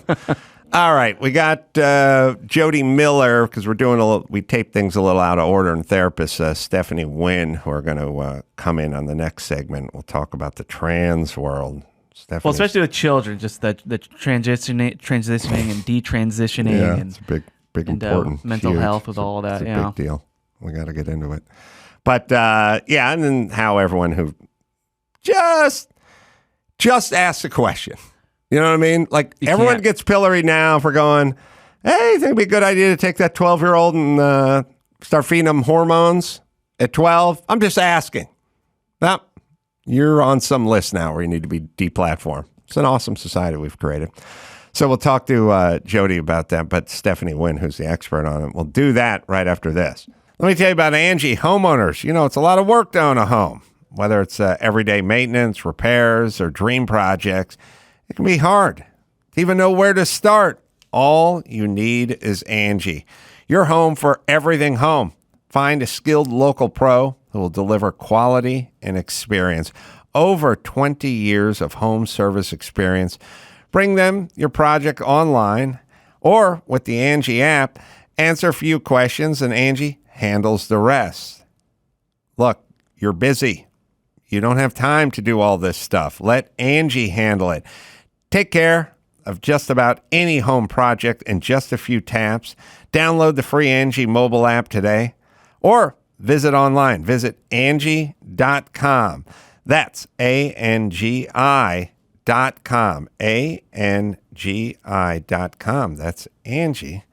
Let them do all the heavy lifting. All right, Stephanie Winn is our guest. Affirmation Generation is the name of the documentary, and it's available on VOD.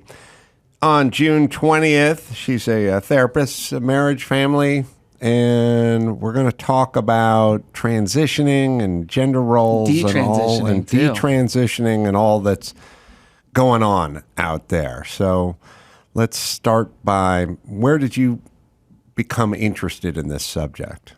So I've been a therapist for about 10 years, and during the course of my time, I saw this exponential rise that many people have observed in the number of transgender identifying youth. And there was a lot of comorbidities. And then I went to a training in 2017 that taught me this gender-affirming care model, and I practiced according to that model, but I saw the flaws in it. I saw the ways that it didn't allow us to address the root causes and talk about the elephant in the room as to why people thought they were the opposite sex or would be better off that way. And after doing my research for a few years, I started blogging and podcasting, and that's when I was invited to join the documentary last year. So it's been a great opportunity to work with so many other people who are concerned, doctors, therapists, and victims and survivors of gender medicine. Well, do you feel like the ship is starting to turn around for those of us who question this? Because you were a pariah 2 years ago if you raised your hand and went, I don't get it. Why is it so much higher than it was in terms of people, gender confusion and transitioning? And then, as Bill Maher pointed out, why is it only taking place in California and New York? How come none of this is going on in Nebraska? If it's a biological event, why isn't these events happening around the country? And then you were pilloried because we're living in some sort of bizarre time where you raise your hand and you go, I don't know if closing schools is the right idea in terms of COVID prevention. And then everyone screams at you and essentially calls you a racist or sexist or misogynist or something. And you're like, I'm just asking if this is a good plan. That's all. I don't know why that makes me a bad person. By the way, the only way to get those people to shut up is to tell them to shut up. The apology part, or like, I like kids. I have kids. That doesn't work on them. But you are amongst the people that are sort of raising your hand. There's going to be more and more. Oh, yeah. And I've been through it. I've been canceled and doxxed and had threats made against my license and all of that. But I do think that things are turning around.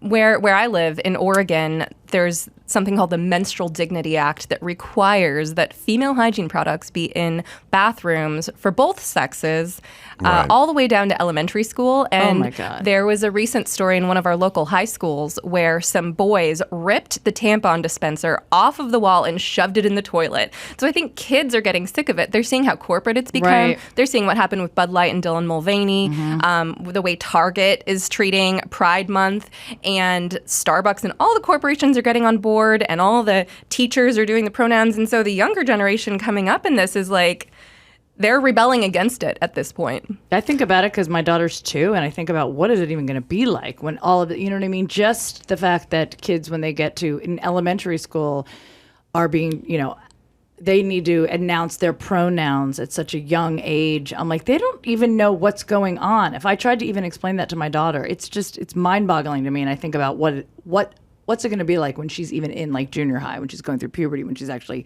like that really is scary. It's going to change so much in the next 10 years. If you look at the sort of timelines, the average length between the time that a person identifies as trans and starts medicalizing and when they start having serious complications and regrets, you're looking about 7 to 10 years before their mental health really hits its lowest point. And so if you look at the number of people who started transitioning like 2016, think about where we're going to be in 2026. That's 3 more years before detransition is going to be as much of a household name as, a victim of the opioid crisis, for example.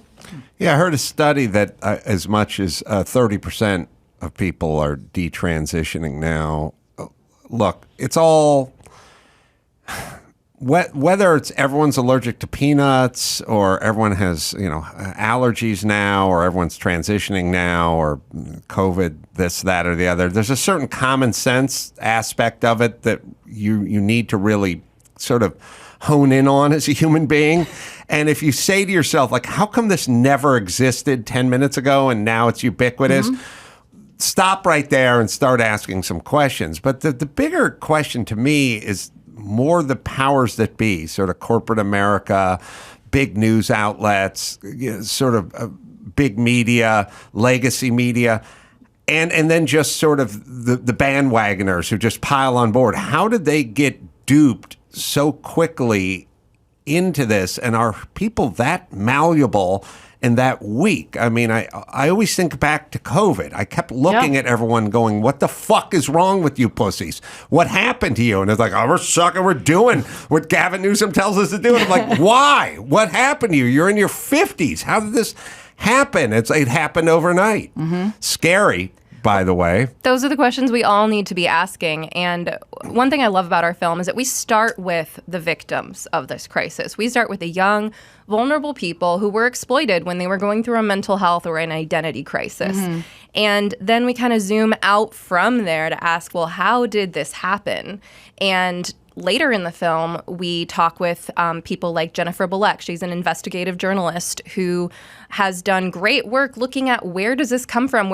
If you follow the money, who profits from this? And it turns out it's all of these rich, narcissistic, sociopathic people who are getting something out of confusing and deluding a generation. There's a lot of money behind it. Where do the news outlets, how do they come down on this stuff, and then why? I mean, are they profiting from it?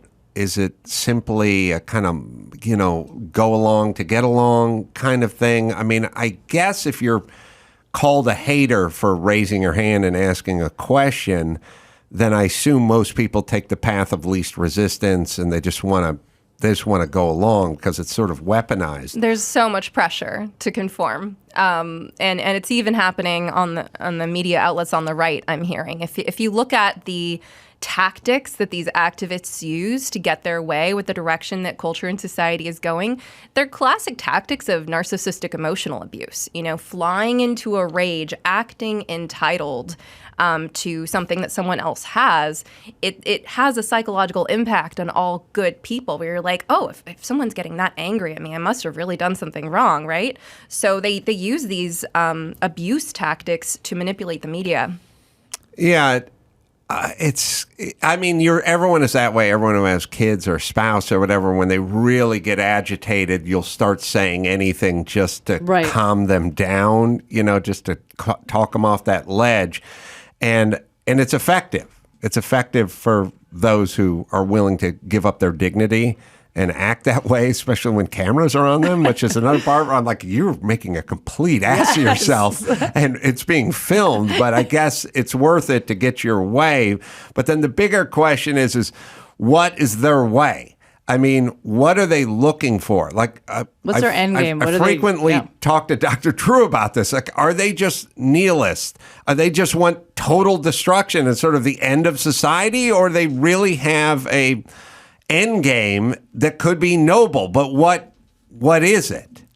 Well, if you look at the mind of the average person who's caught up in this stuff, the one who is not necessarily a bully or a narcissist, but just some confused young person who's looking to identifying as trans as a solution to their problems, it starts off with just affirm my identity, right? Just call me by this name and these pronouns, and then I'll be happy. That's the lie that parents are being told, even by therapists, which is why I'm doing this work. I'm ashamed of what my profession has done. So I feel like I need to make amends for what therapists are doing when they're telling parents, oh, just use this name, just use this pronouns, and then they'll be happy. Then everything is going to be all right. But then they're not all right. Why? Because they've been practicing the habits of poor mental health by thinking that their happiness is outside of their control, thinking they need to be perceived as the opposite sex in order to be happy. So then it's the next thing, right? Well, it's I don't pass enough, so I need a binder. I need puberty blockers, cross-sex hormones, this surgery, that surgery. And it's just one thing after another. It's kind of this wild goose chase where you're always thinking that the solution is around the next corner. And before you know it,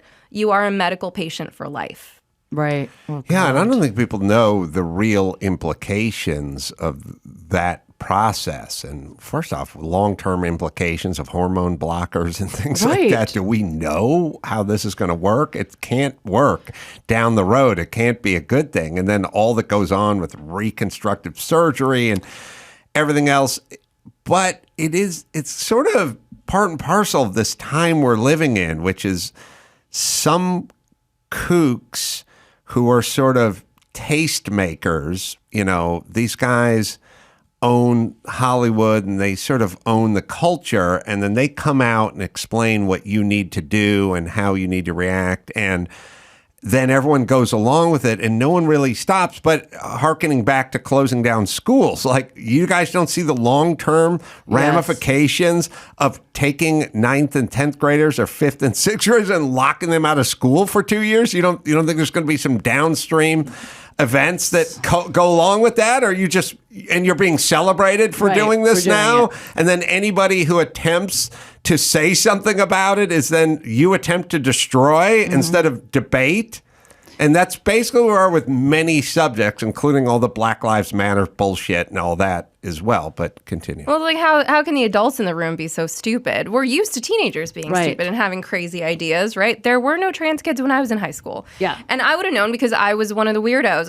I was hanging out with the punks and the goths, and half my friends were gay or lesbian or bisexual. So if there were trans kids, I would have known them. I probably would have been them. But for kids to get an idea in their head about their identity or what's going to make them cool or popular, that's nothing new. What's new is that all the adults are going along with it. And now parents are feeling like they're out of their minds because they're just trying to look out for their kids' long-term health and well-being.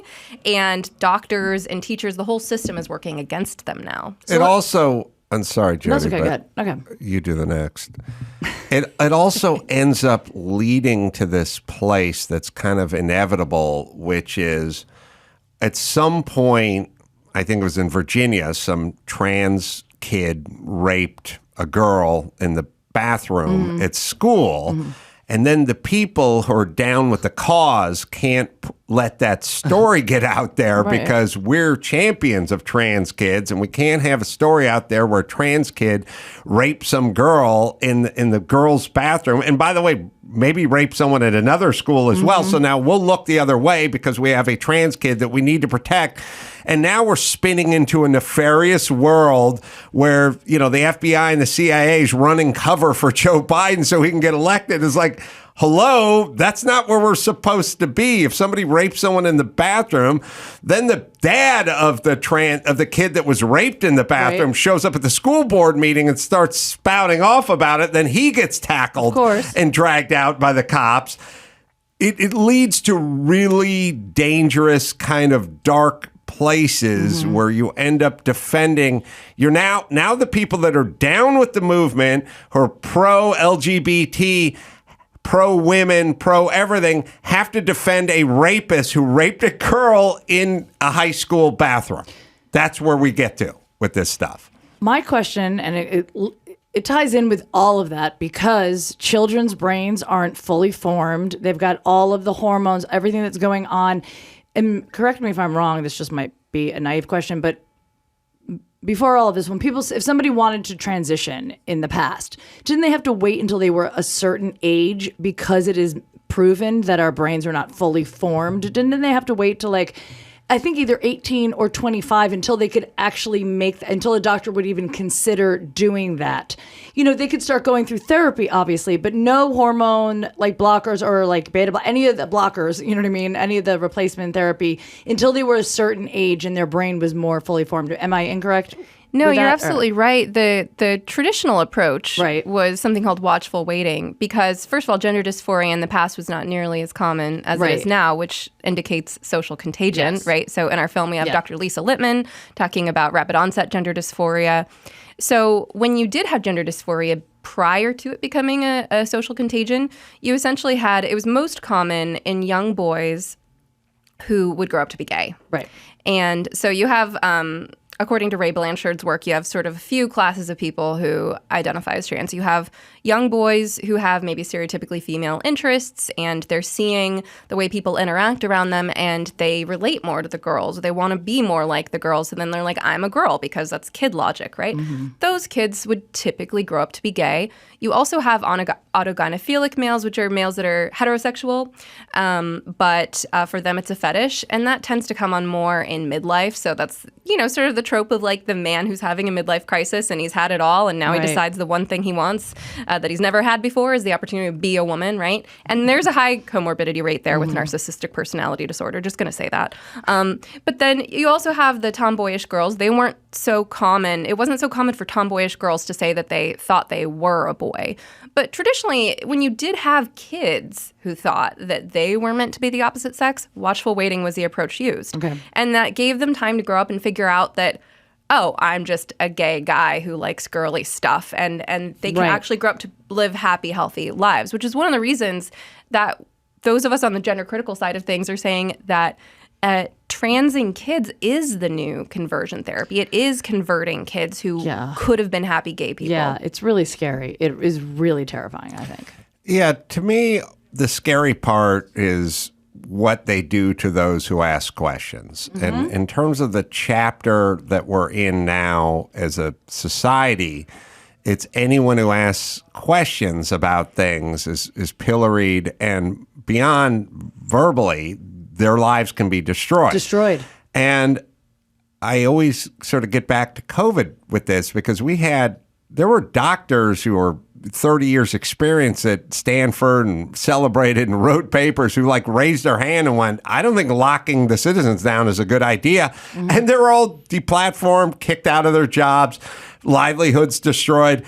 That's, to me, the insidious part. The part where there's something going on, Black Lives Matter, COVID, trans, Hunter Biden's laptop, where the virus emanated from. You know, did it come from the lab? Did it come from the wet market?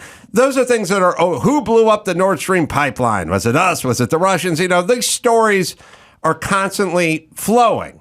It's the part where you raise your hand and you go, I don't think that happened, or here's my take on how that happened, or here's what I think about the trans movement. And then you are destroyed and fired from a police force and like let off your job and having your livelihood destroyed. This is the new component of this. It's the insidious component of it. And it's a component that lets it rush forward at breakneck speed. So in the past, you would go, lab leak, you got a lab in Wuhan that studies these kinds of viruses. I think it's from them. Now you've silenced all those people because the one guy got fired on your floor over at Stanford. And would you like to be next? Yep. Would you like to stick your neck out? Or the person or the concerned mom said, hold on, I don't want to give my kid hormone blockers at age 14. I'm worried about the long-term implications. Maybe it's a whim.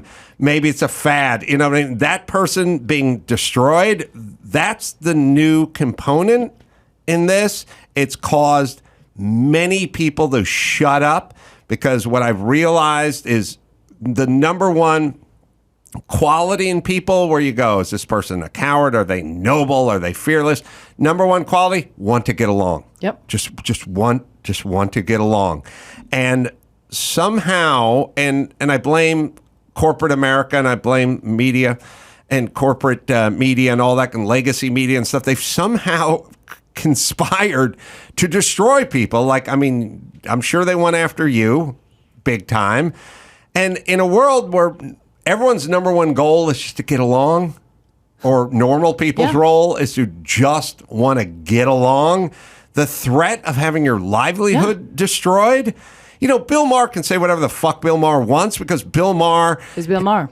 He's got $100 million in the bank. He has FME money. Yeah. He'll land on his feet. Everyone else is working paycheck to paycheck. Do you really want to be the cop in New York who says, I'm not getting vaccinated. I don't need to be vaccinated. I'm against the vaccinations. There's no science for it. Do you want to be that guy who gets shit canned the following day? Look, fear keeps people in line. That's what it does. Fear just keeps you in line. It keeps your mouth shut. And the people that do ask, I mean, when all of this started, COVID, even transitioning, and I'm, in the arts, you ask a question, you're asking a question, and everyone's like, how could you ask that question? You're obviously a monster. Why would you even think that question? So then you're just basically like, I'm just going to keep my mouth shut because yes, a lot of people just believe it's better to be happy than to be right. I don't even want to like push that envelope. I'll just stay in my lane. And then we get to a point where we're pushed too far and we're like, I can't. I mean, hopefully a lot of us do. Like you did. You were just like, I can't watch this. Can't sit by and watch this. And you're in that field. You know what I mean?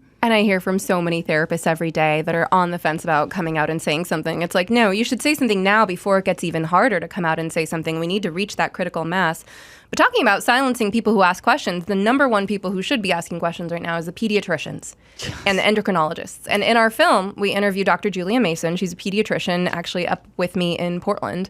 And she talked about how there was discussion going on the discussion boards of the American Academy of Pediatrics or Association of Pediatrics. I forget which one it is. The AAP, anyway. And those discussions that they were having in their online forums, raising questions about the standards of care for trans-identifying youth, were among the most popular discussions. And they got so popular that the AAP actually changed their process for submitting questions. So there's an active top-down silencing process happening here. Yeah, well, that's a bigger question. What has happened to like American Psychiatric Institution and I would ask the same thing about FBI, CIA, DOJ, WHO. What happened to these organizations? Why did they cave and get corrupted so quickly? It's scary because you just think, well, that's Rochelle Walensky, and she runs infectious disease, whatever. What does she run? She's the WHO, right? No, NIH. What's Rochelle Walensky run? We'll figure her out. No, not the WHO. That's what's his name, right? She runs the CDC. Jesus, come on, Ram. CDC. So, all right, she runs the CDC. All right, so whatever she says. Right. No, not whatever she says. She got fucking corrupted quickly. Fauci got corrupted quickly. WHO, quickly corrupted. And then there's all these organizations, medical organizations. Even, I talked to Dr. Drew about it, JAMA and all these periodical stuff. They all got corrupted like in 10 minutes. Which is now scary because the people that are arguing with you get to cite them. That's true. Yep. I don't know about all those other organizations, but I do know about my field, the mental health field, and we are so responsible for this. And I think it has to do with our nature as therapists, because the types of people who go into doing therapy, we tend to be agreeable, conscientious, compassionate, open-minded, open-hearted, like all the traits that generally make people good at therapy also make us really susceptible to this ideology coming in. And I remember what it was like to be in that training where they came in and said, this is the new model for how you're going to treat gender dysphoria. You're going to affirm the identity and, all the thing about would you rather have a dead daughter or a live son? I remember being given that line. Right. And they always do that too. They do that shit. They do that shit. That's fear. Again, fear. It's like no nukes and meat is murder. Like, okay, you just said no nukes, so I guess we have nuclear power because there's another word with an N in it, and then there's an M. We like alliteration. They just do that, and then everyone backs off. Yeah. But I don't know. Where do you think the data is going with this? Well, I mean, we all know where it's going to end up. It's going to end up the same way COVID is going to end up, making all these charlatans look like liars or either stupid or liar. So here's part of the problem with getting good data. I mean, we do have data, and you can see it in our film, Affirmation Generation. You can see it at statsforgender.org, which is a great website. But here's the problem, and Dr. Julia Mason talks about this in our film. There is no ICD-10 code for detransition. So if a person has been harmed by cross-sex hormones and surgeries, and they go to receive care to try to mitigate that harm or try to reverse the effects of transition, which, by the way, spoiler alert, is not reversible, but whatever medical care a detransitioner does get is just coded as more gender-affirming care. So this is a major problem. This is one of the things we need to take political action on, is we need there to be a code in medical billing software, an official diagnostic code for having a history of taking cross-sex hormones and discontinuing them, having a history of having these surgeries and complications and regretting them. That stuff needs to be codable before we're even going to have legitimate data. Well, can I ask you a question? When you were just mentioning when they came in and they started educating you guys on the new protocol and how to deal with that, was there at any point when you were learning all of this stuff? Yes, just affirm, just agree. Is there any bells going off in your head, red flags, any time that you were like, this just doesn't sound right? Well, I think part of the problem is that as a therapist, you have this kind of deferential nature, right? Where you're like, well, I can't possibly know what that must be like, right? Because you're being told that there are these kids who basically defy the laws of nature. Not only are they born in the wrong body, which, whoa, mind blown, what does that mean, right?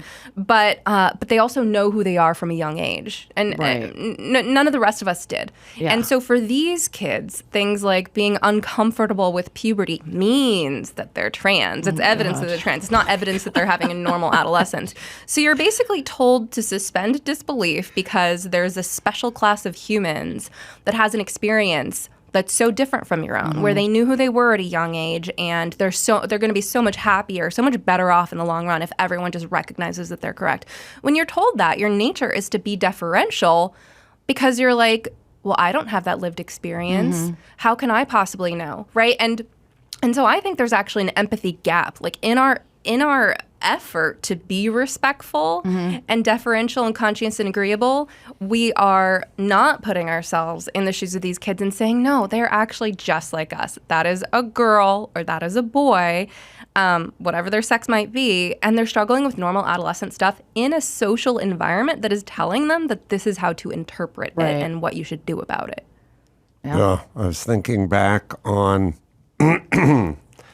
I think it was Charlize Theron who was doing her whole big drag thing the other day. The celebrities are the worst. They're the worst. They're so bad. I didn't hear about this. What'd she do? Are you talking about the benefit? Yeah. Is that Charlize Theron? Yeah. No, my friend Justin Martindale hosted it. It was drag is what is it? Not a dirty word, or I forget exactly. It was everywhere. Sorry. Yeah. Well, we'll find that for you. We'll find it. Yes, but I think she was one of the celebrities on it. Yeah, there was like a bajillion celebrities on that. Yeah, we're not talking about drag, but we're talking about a close cousin of drag. And drag was just a thing that was around, but it wasn't ubiquitous, and we didn't have to all applaud it.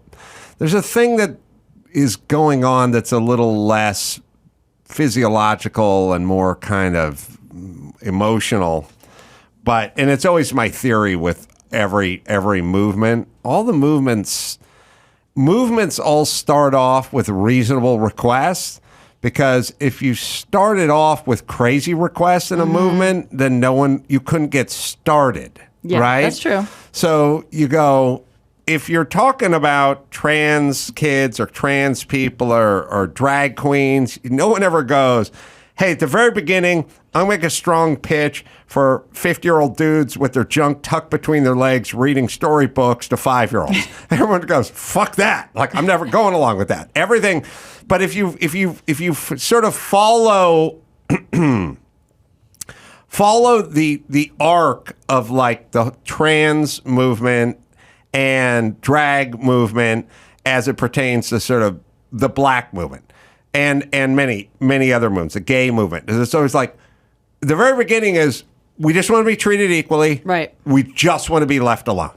But just let us marry who we love and let us be employed or attend the colleges or the universities or the events that everyone else. All we want is what other Americans enjoy, and that's it. And then at some point, they threaten you because you need to celebrate them. And it's like, no, here was the plan. The plan was you were going to be able to get married, get insurance, get a job, and then we could leave you alone. No, that's not the plan. The plan is we will keep going until you're agitated out of your mind, because they always say all we want is X, Y, and Z, but that's not all they want. If that's all they wanted, once they got it, they would shut the fuck up, but they never do, and they just keep going to this point, and then they get to a point and you go, no, a man cannot go into a woman's prison with working phallus and live amongst the women, especially when he's accused of rape on the outside. They're like, well, if you're not down with that, it's like, I said I was down with all the beginning part. But you can't, it's in the Black Lives Matter thing. It's like every black citizen of San Francisco gets $5 million. And then you go, no, wait a minute. I don't think that's good. Oh, so you're not down with the cause. That's how it all works. I'm down with all causes that are reasonable, and the beginning parts, I'm the one who's not down with the cause. You keep changing the cause. You keep changing the rules of the cause. This is essentially like someone saying, could I just spend a night or two on your sofa because I had a fight with my girlfriend and she kicked me out of the apartment? Sure. And then like 6 months later, like, I'd like to move into the master bedroom. You're like, that's not what we agreed on. Oh, so you're not down with this? It's like, no, I said you could crash on the sofa. You cannot stop until we're having a fist fight in the master suite, which we can't even call the master suite anymore. Can't say that. We'll call it the primary suite. Yes, there's a dynamic here that transcends, pardon the pun, just wanting to this. No, fuck that. They want to agitate at every turn. And they're egged on by these horrible, Charlize Theron. Charlize Theron has adopted young black kids. There are many cities she won't take them because it's unsafe for them as young black kids. Charlize, would you like to mention the name of those cities for us? You know what they are. I can name a bunch of cities that aren't safe for young black kids, but it's because of other young black kids, not because of white supremacy. But Charlize, go ahead and put some pins in the map of the U.S. and tell us the cities you can't take your young privileged black kids to. That would be nice, but she won't share that information with us because she's a hero. It is the frog in the pot, Adam. We got in when the water was warm, and all they just wanted to pee. They just wanted to pee. That was all it was, right? Mm-hmm. And now male rapists in women's prisons, men taking women's prizes in sports, scholarships, and all of that. I wrote an article on my blog called Human Rights or Special Privileges, unpacking the unique demands of an activist group. And it looks at, okay, trans rights are human rights, really. Okay, let's look at what rights do trans people not have that everyone else has? And what are the demands that trans rights activists are making? And really, they're demands for things that none of the rest of us are ever entitled to. Like the demand to be liked and accepted and seen the way you want to be seen. Right. Like, hello, my name is Stephanie. I'd like to be seen as brilliant and beautiful, and I would like everyone to reinforce my identity by giving me all your money and attention. Like, no, I'm sorry. I'm going to have to earn it. Why? Because I'm a normal member of society, and my internal locus of control is responsible for my happiness. And as for how I navigate my social relationships, it is up to me to develop an identity that is going to cultivate the kind of relationships I want to have. And ultimately, I can't control other people's perceptions of me. But these activists, they can have the most horrible personalities and behaviors. But the demand is that if I call myself this, then you must treat me a certain way. Right. And that's just not something that any normal person expects. But it's being sold as this silver bullet to these young people who are socially awkward. Right. That's part of why it's so appealing to autistic kids and to kids with a history of sexual trauma, to kids who've been neglected, kids who've been in foster care or adopted, basically kids who, of course, have some kind of self-esteem issues or who don't know how to navigate social situations very well. Because they're being sold this ideology that if you just identify this way, nobody can touch you. They'll treat you Everybody so nice. must praise you and welcome you wherever you go. So we're breeding narcissism with emptiness underneath. Oh, the self-esteem movement. And yes, it's all right. It's everyone's fault but mine. That's all I'm saying. I've always just said whatever all the time, and everyone calls me everything. By the way, it only works if I believe you, and I never do. The documentary is called Affirmation Generation. It's available on VOD, and that's coming up June 20th. And you can learn more, affirmationgenerationmovie.com. Stephanie Winn, thank you for being bold. Standing up. The thing about standing up is pretty easy once you get a few people to do it with you. Yes. It's a little tough when you're an outlier. And she's in Portland too. I mean, God. Yeah. Oh my God. Also, there are plugs for me to do, except for I can't see them on the screen because it's blocked by some verbiage. Solana Beach, Belly Up Tavern. That's coming up, doing a pay-per-view over there, June 4th, live1.com/Carolla Live. And we'll say hi.